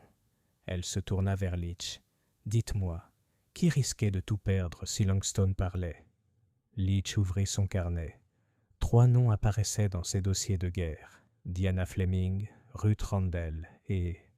une autre. Miss Marple attendait. Bertram Hawthorne, le major. Bien sûr. De retour dans son salon, Miss Marple remuait son thé, mais ne le buvait pas.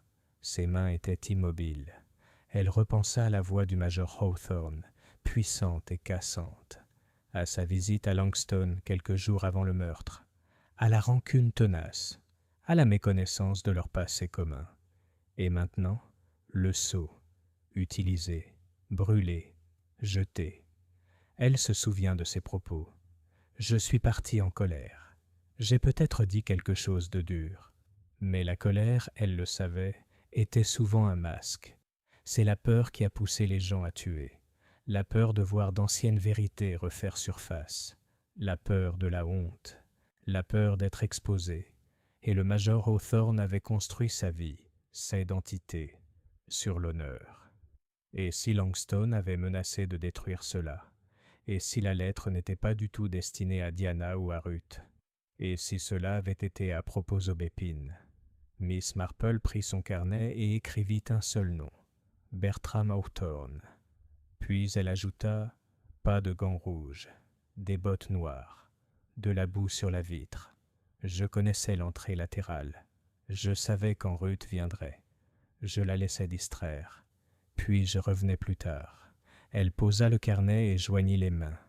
Elle reviendrait une fois de plus, ne pas accuser, pas encore, mais pour écouter et pour tendre le piège.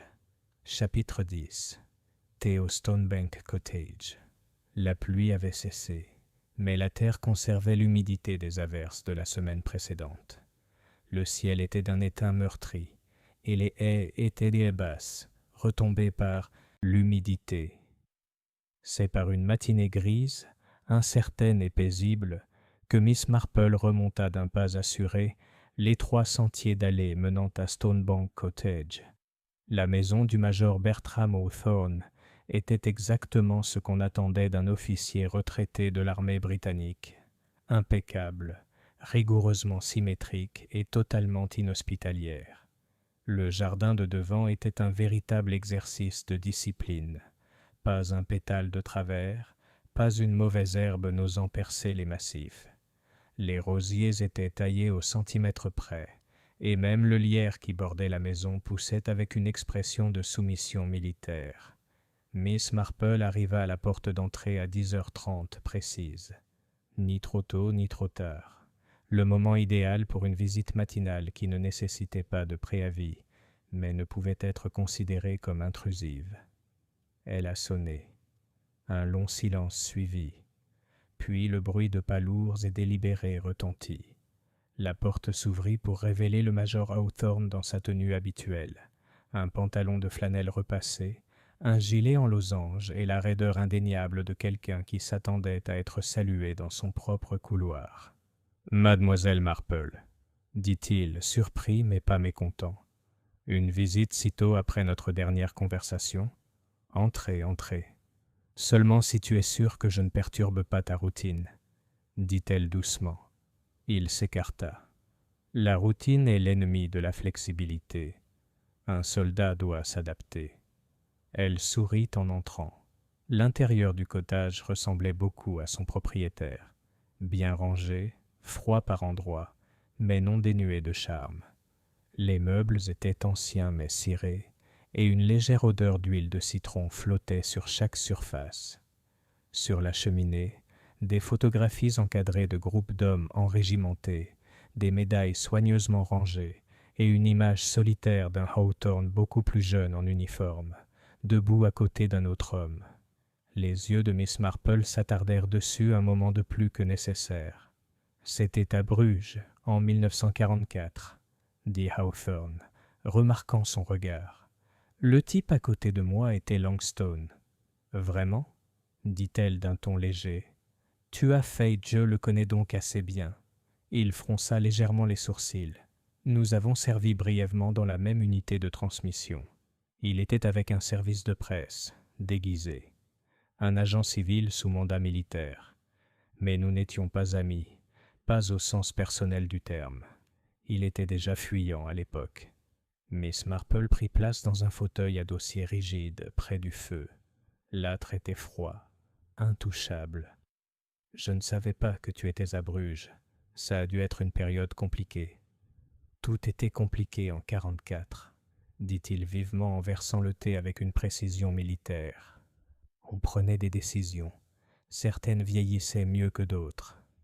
Elle accepta la tasse, qu'il lui tendit, et y ajouta un seul morceau de sucre. « Puis-je vous demander quelque chose d'assez délicat, Major ?» Sa posture se redressa, si c'était possible. « Je n'attendrai rien de moins. Monsieur Langstone vous a-t-il menacé ?» Une pause. C'est plutôt direct. J'ai appris que le temps est compté et que la vérité doit souvent être révélée avant de s'échapper par la porte arrière. Il expira. Non, il ne l'a pas fait. Menacèrent-moi. Il avertit-moi. Je t'ai prévenu de quoi? Le major Hawthorne regarda vers la grille du feu, où il n'y avait que des cendres froides. Il m'a dit que le passé avait une drôle de façon de ressurgir dans des villages comme celui-ci, que certaines histoires enfouies à l'étranger pourraient être exhumées ici. Il a souri, ce même sourire suffisant qu'il arborait toujours. Il m'a dit qu'il allait purifier son âme et laisser les autres en assumer les conséquences. Et vous pensiez qu'il voulait vous dénoncer? Je croyais qu'il jouissait de l'illusion du pouvoir. Miss Marple posa doucement sa tasse de thé. Vous m'avez dit un jour que vous lui aviez rendu visite la semaine précédant sa mort. Je crois que vous avez été plus honnête que la plupart des gens. Vous avez admis votre colère. Mais je crois aussi que vous n'avez pas été tout à fait franc. Il n'a rien dit. « Tu es reparti, dit-elle, après le départ de Ruth Randall, après l'utilisation du sceau, après que la lettre ait été brûlée. Tu es revenu, n'est-ce pas ?» Hawthorne la regarda fixement, l'expression indéchiffrable. « J'ai suivi les traces de pas, » dit doucement Miss Marple. « Pas littéralement, bien sûr. La météo n'a pas été clémente. Mais le chemin secondaire menant à la vieille grange portait des traces de passage. Non pas par une femme en cape ou en gants rouges, mais par quelqu'un qui portait des bottes à semelles standards. Des bottes militaires, si je ne me trompe. Les mêmes que les vôtres. » Il n'a pas parlé. Et le foyer, poursuivit-elle, fut balayé, non pas par Clary, qui n'eut jamais l'idée de le regarder à nouveau, mais par quelqu'un qui voulait s'assurer qu'il ne restait rien, ni sceau, ni fragment, ni trace de ce que Longstone avait détruit. Il ne dit toujours rien. « Tu n'es pas allé le tuer, » dit-elle doucement. « Tu es allé assurer il n'avait rien envoyé. Tu voulais savoir si ton nom avait été écrit. Tu voulais retrouver la lettre. » Sa voix, lorsqu'elle retentit, était basse.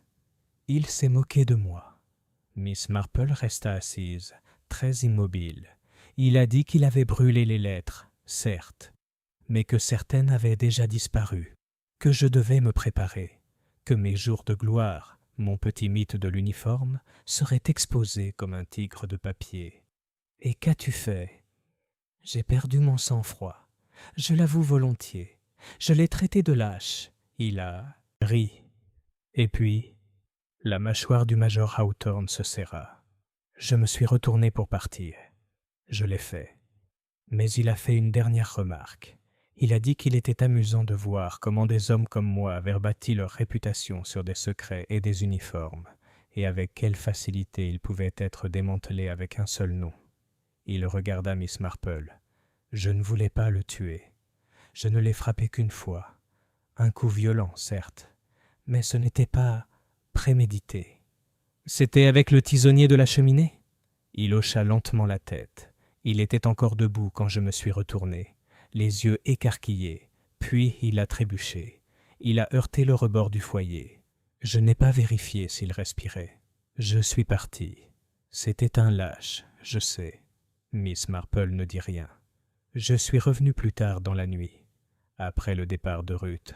Je n'étais pas sûr qu'elle n'avait pas vu le sceau, ou que Longstone n'avait pas écrit quelque chose qu'elle pourrait récupérer. J'ai trouvé le sceau dans la poubelle et je l'ai pris. Je l'ai enterré dans mon propre cendrier, derrière le chalet. Elle le regarda. « Tu savais exactement comment ce village réagirait, » dit-elle. « On parlerait de la femme aux gants rouges. On murmurerait des scandales de guerre. Et tu serais là, la voix raisonnable, l'homme moral, un peu bourru mais noble. » Elle se leva lentement. « Je ne suis pas juge, major, mais j'ai assez vécu pour savoir que les hommes ne tuent pas pour la gloire. Ils tuent pour la honte. » Hawthorne baissa les yeux. « Veux-tu me dénoncer ?» demanda-t-il doucement. « Je n'ai pas à le faire, » dit-elle. « J'ai déjà parlé à l'inspecteur Leach avant de venir. Il est en route. » Le silence qui suivit fut lourd, mais pas cruel.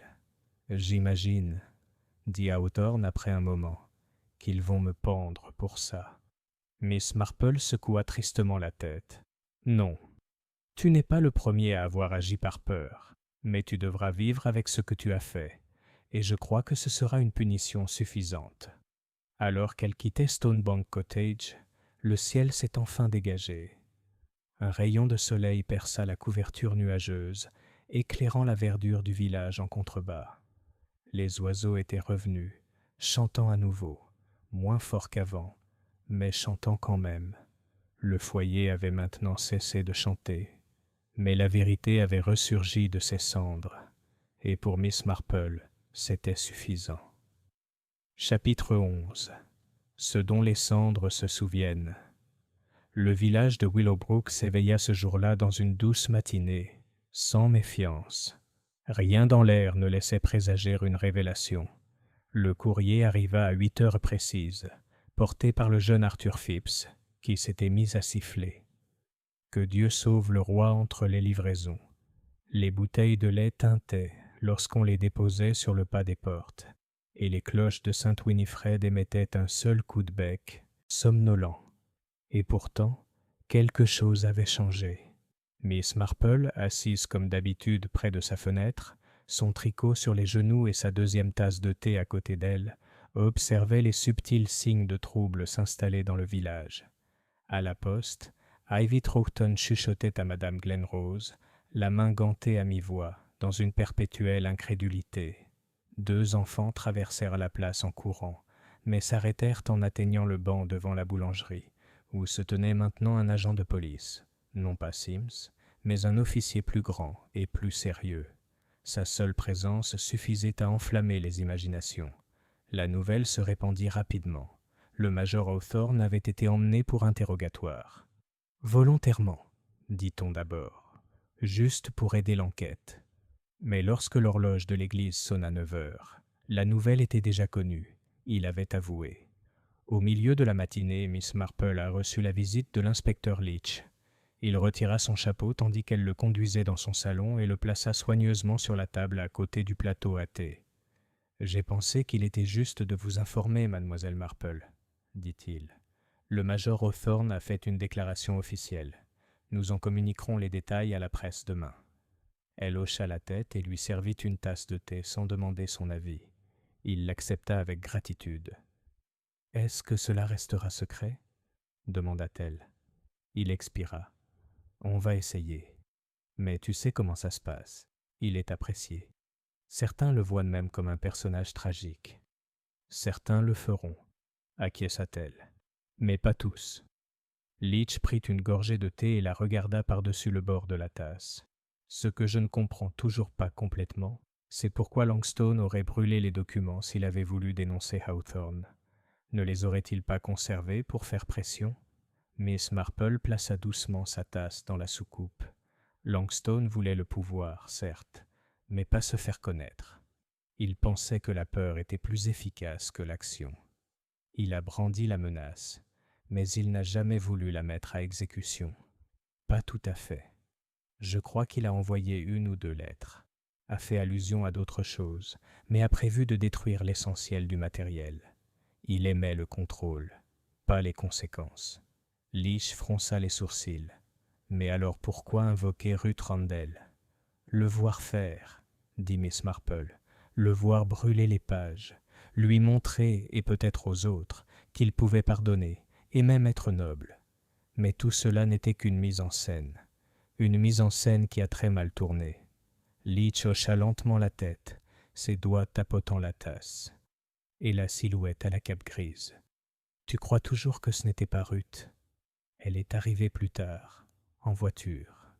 Plusieurs témoins l'ont vue ce soir-là, et elle ne portait jamais de gris. La femme en cape est arrivée par le sentier de derrière. C'était quelqu'un d'autre.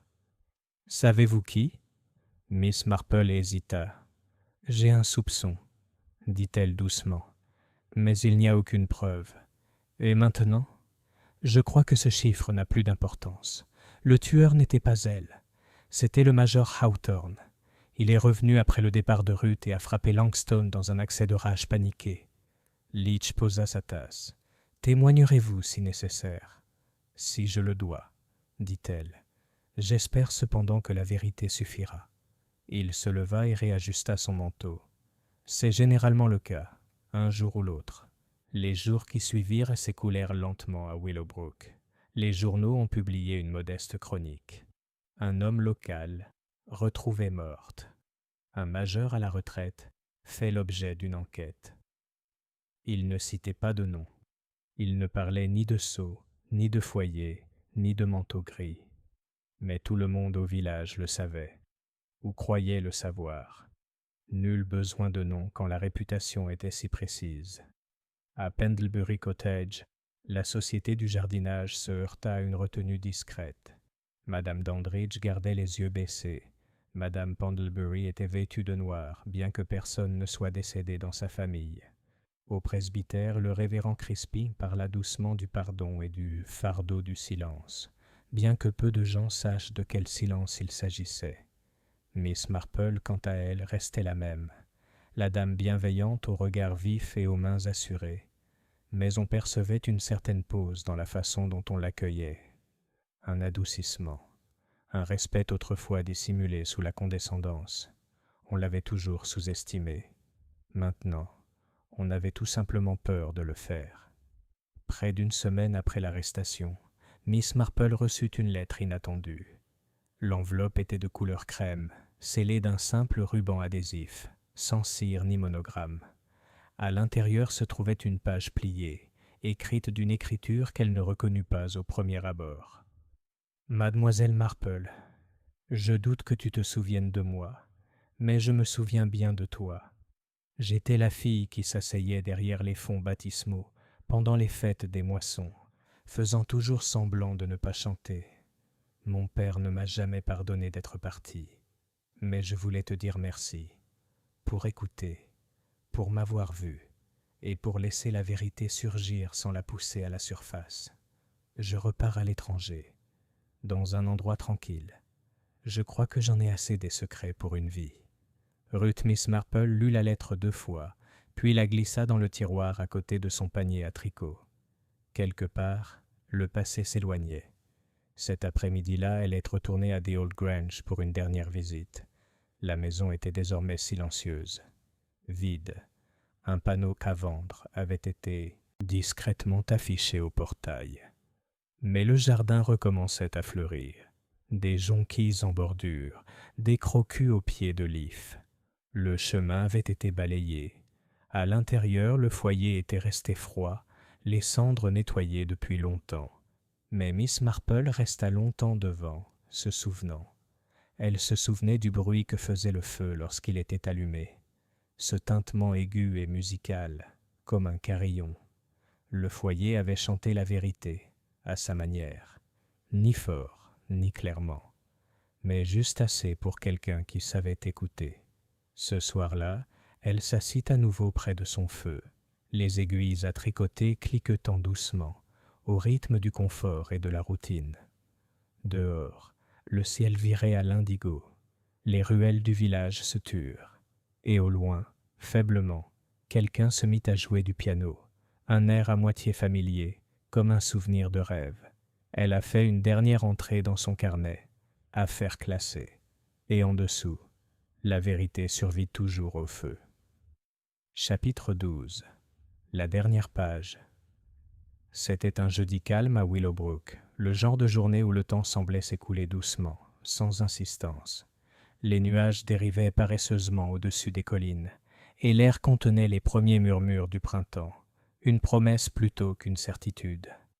Miss Marple était dans son salon, raccommodant délicatement l'ourlet d'un de ses rideaux de dentelle, lorsqu'on frappa doucement à la porte. Elle n'attendait personne. Lorsqu'elle l'ouvrit, elle trouva l'agent Sims debout, maladroitement, sur le pas de la porte, son casque tenu à 2 mains comme un écolier pénitent. « Mademoiselle Marple, » dit-il en se traînant les pieds, « je vous demande pardon d'être passé à l'improviste. L'inspecteur Leach m'a demandé de vous apporter quelque chose. »« Bien sûr, » dit-elle en s'écartant. « Entrez, Peter, on dirait que vous venez de Scotland Yard. » Le jeune agent rougit en entrant, essuyant machinalement ses chaussures sur le paillasson. De sa poche, il sortit une enveloppe brune scellée et la lui tendit. Il a dit qu'il avait été trouvé par hasard dans le courrier sortant de l'inspecteur. Il ne voulait pas le poster tout de suite. Il pensait que peut-être que vous sauriez quoi en faire. Miss Marple prit l'enveloppe et la tourna dans ses mains. Elle ne portait aucune inscription, à l'exception d'une petite note au crayon dans un coin. Langstone, version finale. Elle leva les yeux vers Sims. « Assieds-toi, mon cher. Tu dois avoir froid. Je vais te faire du thé. » À son retour, il était assis, raide, sur le bord de la chaise, regardant l'enveloppe comme si elle allait s'enflammer. Miss Marple lui tendit une tasse et prit place en face de lui.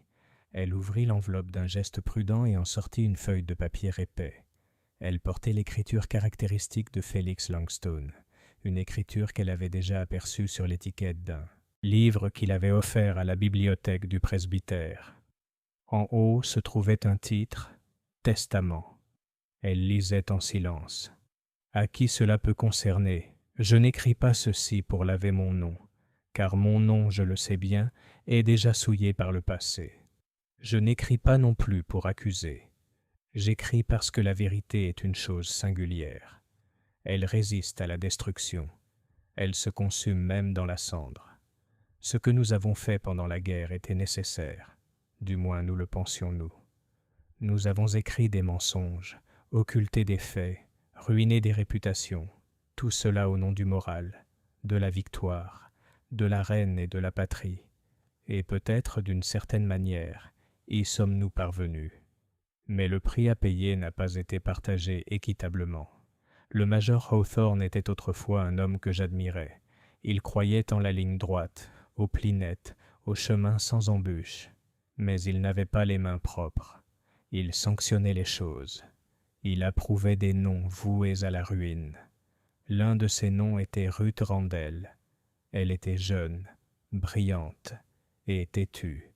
Elle voulait révéler un faux pas lors d'une de nos premières campagnes de tract, un incident qui aurait impliqué un important soutien dans des statistiques falsifiées. Hawthorne la fit taire, non pas violemment, mais efficacement. Il veilla à ce que sa position soit rendue intenable. Elle disparut, accusée, et sa carrière fut interrompue. J'ai conservé les documents. Je pensais pouvoir les utiliser un jour. Un moyen de pression, me disais-je. Mais en vérité, je ne me suis jamais vraiment pardonné, ni à lui. Et maintenant, après toutes ces années, je n'ai plus envie de vengeance, seulement envie de clarté. Ruth, si tu lis ceci, je suis désolé. Et Bertie, peut-être, s'il reste quelque chose de l'homme que j'ai salué un jour, tu comprendras enfin que l'honneur ne consiste pas à cacher la vérité, mais à la porter quand elle vient. F.L. Miss Marple lut la lettre 2 fois, puis la plia lentement et la remit dans l'enveloppe. Sims la regarda, les yeux écarquillés. « C'était censé être publié ?»« Non, dit-elle doucement. Il était destiné à être trouvé, un jour ou l'autre, mais pas par n'importe qui. » Sims hésita. « Alors, qu'est-ce qu'on en fait ?»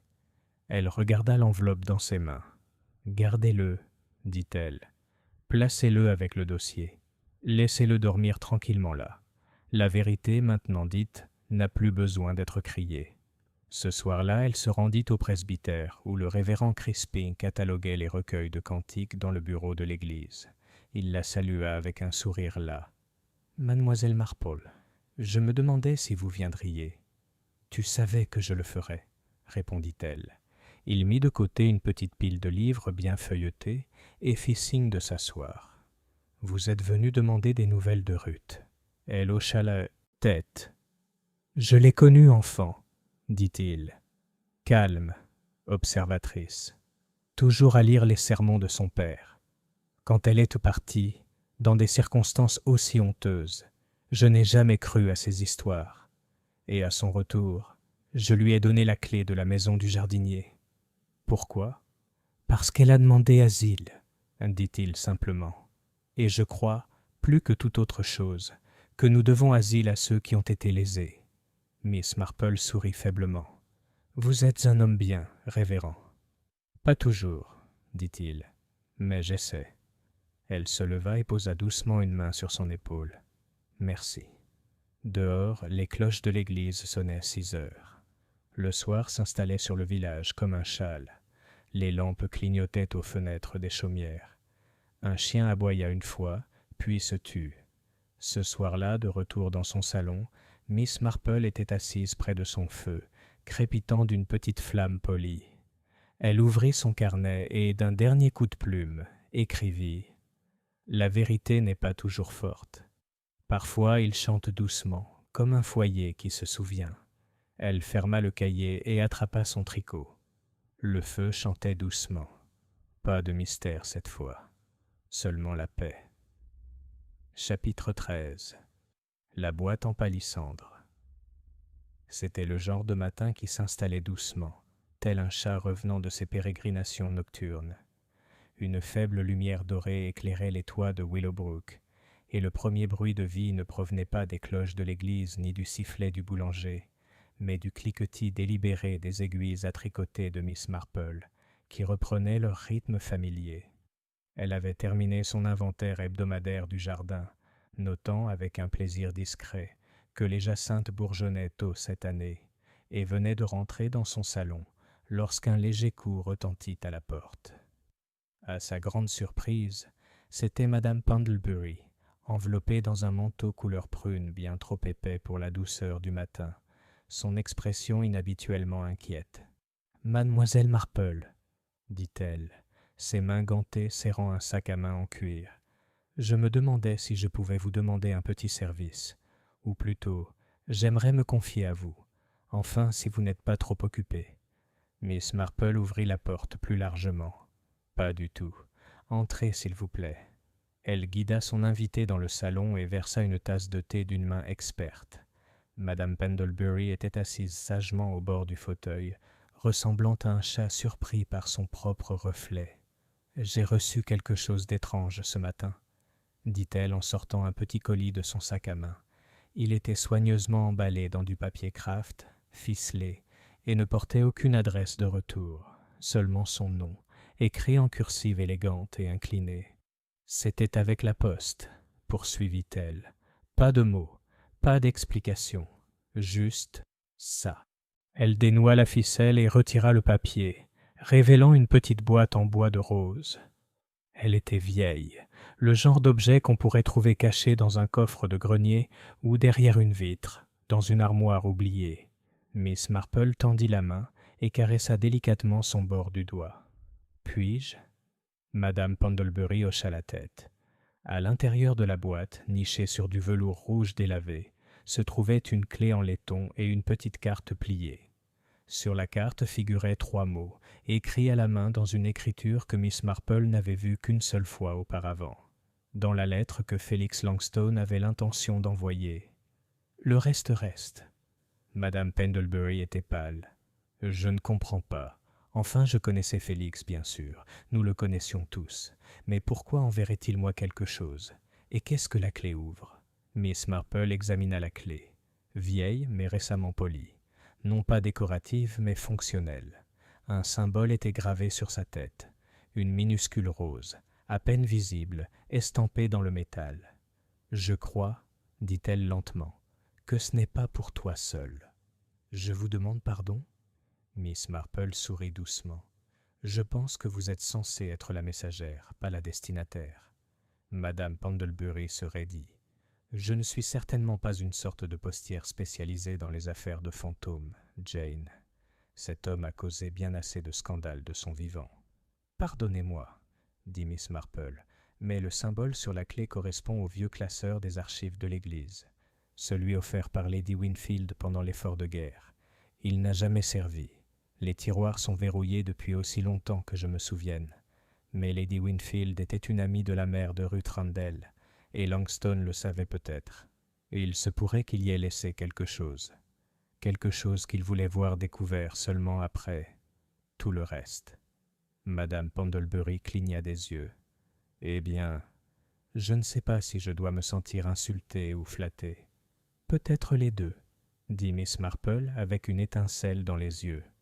Ils arrivèrent à l'église peu après la cloche de midi, le soleil perçant les nuages juste au moment où ils débouchaient sur la place. Le révérend Crispin était dans son bureau, et bien qu'il haussât les sourcils à la vue de la boîte en palissandre, il ne dit rien lorsque mademoiselle Marple demanda à accéder aux archives de l'ancienne sacristie. L'armoire se trouvait dans le coin le plus éloigné de la sacristie, enveloppée d'un drap jauni et d'une couche de recueils de cantiques oubliés. Les tiroirs n'avaient jamais été étiquetés, les serrures poussiéreuses et inutilisées. Miss Marple s'agenouilla avec précaution, glissa la clé estampillée d'une rose dans le second tiroir et tâta la douceur de la clé. Cliquet de quelque chose qui était autrefois verrouillé et qui est maintenant ouvert. À l'intérieur se trouvaient 3 dossiers, enveloppés dans du tissu ciré. Chacun portait la même écriture familière: RRDWF, BH, Ruth Randall, Diana Winifred Fleming et Bertram Hawthorne, murmura Miss Marple. Il n'était pas nécessaire de les ouvrir, pas maintenant. Les dossiers avaient été placés ici non pas pour être exposés, mais pour attendre. Langstone les avait cachés, préservés comme un collectionneur préserve des spécimens fragiles, non pas pour détruire des réputations, mais pour préserver la vérité. Madame Pendlebury les regarda avec de grands yeux. « C'est vraiment horrible. Il gardait des traces de tout. »« Oui, » répondit Miss Marple. Il voulait croire qu'un jour la vérité compterait plus que la peur qu'elle inspirait. Mais pourquoi les laisser ici? Miss Marple regarda vers le vitrail au-dessus de l'autel, une représentation silencieuse de la résurrection dans des tons pastels doux. « Parce que les églises sont faites pour le souvenir, a-t-elle dit, et parce que certaines vérités ne peuvent être supportées que dans le silence. Il ne voulait pas de vengeance. Il voulait des comptes à rendre, mais pas de scandale. » Le révérend Crispin sortit de l'ombre. « Devrais-je les lire ?» Miss Marple secoua la tête. « Pas encore. Peut-être jamais. Mais il devrait rester ici, je pense. Un témoignage. Rien de plus. » Il hocha lentement la tête. « Je les ferai sceller. Et si un jour quelqu'un vient nous chercher, alors nous saurons quoi faire. » Ce soir-là, Madame Pendlebury prit à nouveau le thé avec Mademoiselle Marple. Elle semblait plus elle-même, le dos raide et légèrement impérieuse, mais plus inquiète. « Eh bien, dit-elle vivement, j'ose dire que j'ai fait ma part dans cette sordide affaire. Je n'accuserai plus jamais un homme sur la couleur de ses gants. » Miss Marple sourit. « Alors, il en est résulté quelque chose de bien. Je ne suis toujours pas convaincue que Ruth n'est pas à moitié responsable, » renifla Madame Pendlebury. « Personne n'est jamais totalement innocent, » dit doucement Miss Marple, « mais certains portent un fardeau plus lourd que d'autres. » Il y eut un silence, rempli seulement par le doux bruit du feu crépitant dans la cheminée. « Alors, vous avez résolu le problème ?» demanda Madame Pendlebury. « Tout ?» Miss Marple regarda les flammes, son expression indéchiffrable. « Pas résolu, » dit-elle enfin. « Compris.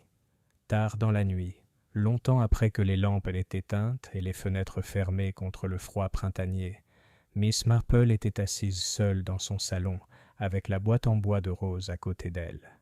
Elle en traça le grain avec un doigt, puis le plaça soigneusement dans le tiroir avec son carnet.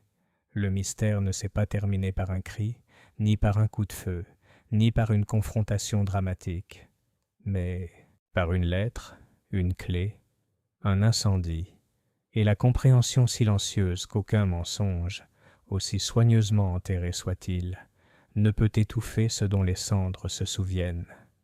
Et elle pensait, pas pour la première fois, que le passé reste rarement silencieux. Parfois, ça chante. Chapitre 14. La chanson sous le silence. Les jonquilles refleurissaient à Willowbrook. Elles apparurent timidement d'abord, une seule touffe sous le mur du cimetière, puis des dizaines le long des haies, jusqu'à ce que tout le village semble touché par leur défi silencieux à l'hiver. La vie reprit par petites touches obstinées. Un rouge-gorge nichant sous l'avant-toit du bureau de poste, des écoliers sautant à la corde sur la pelouse, et la faible odeur caractéristique de la terre fraîchement retournée, tandis que les jardiniers sortaient de leur longue hibernation. Mais alors même que le printemps déployait ses pétales, le village retenait son souffle.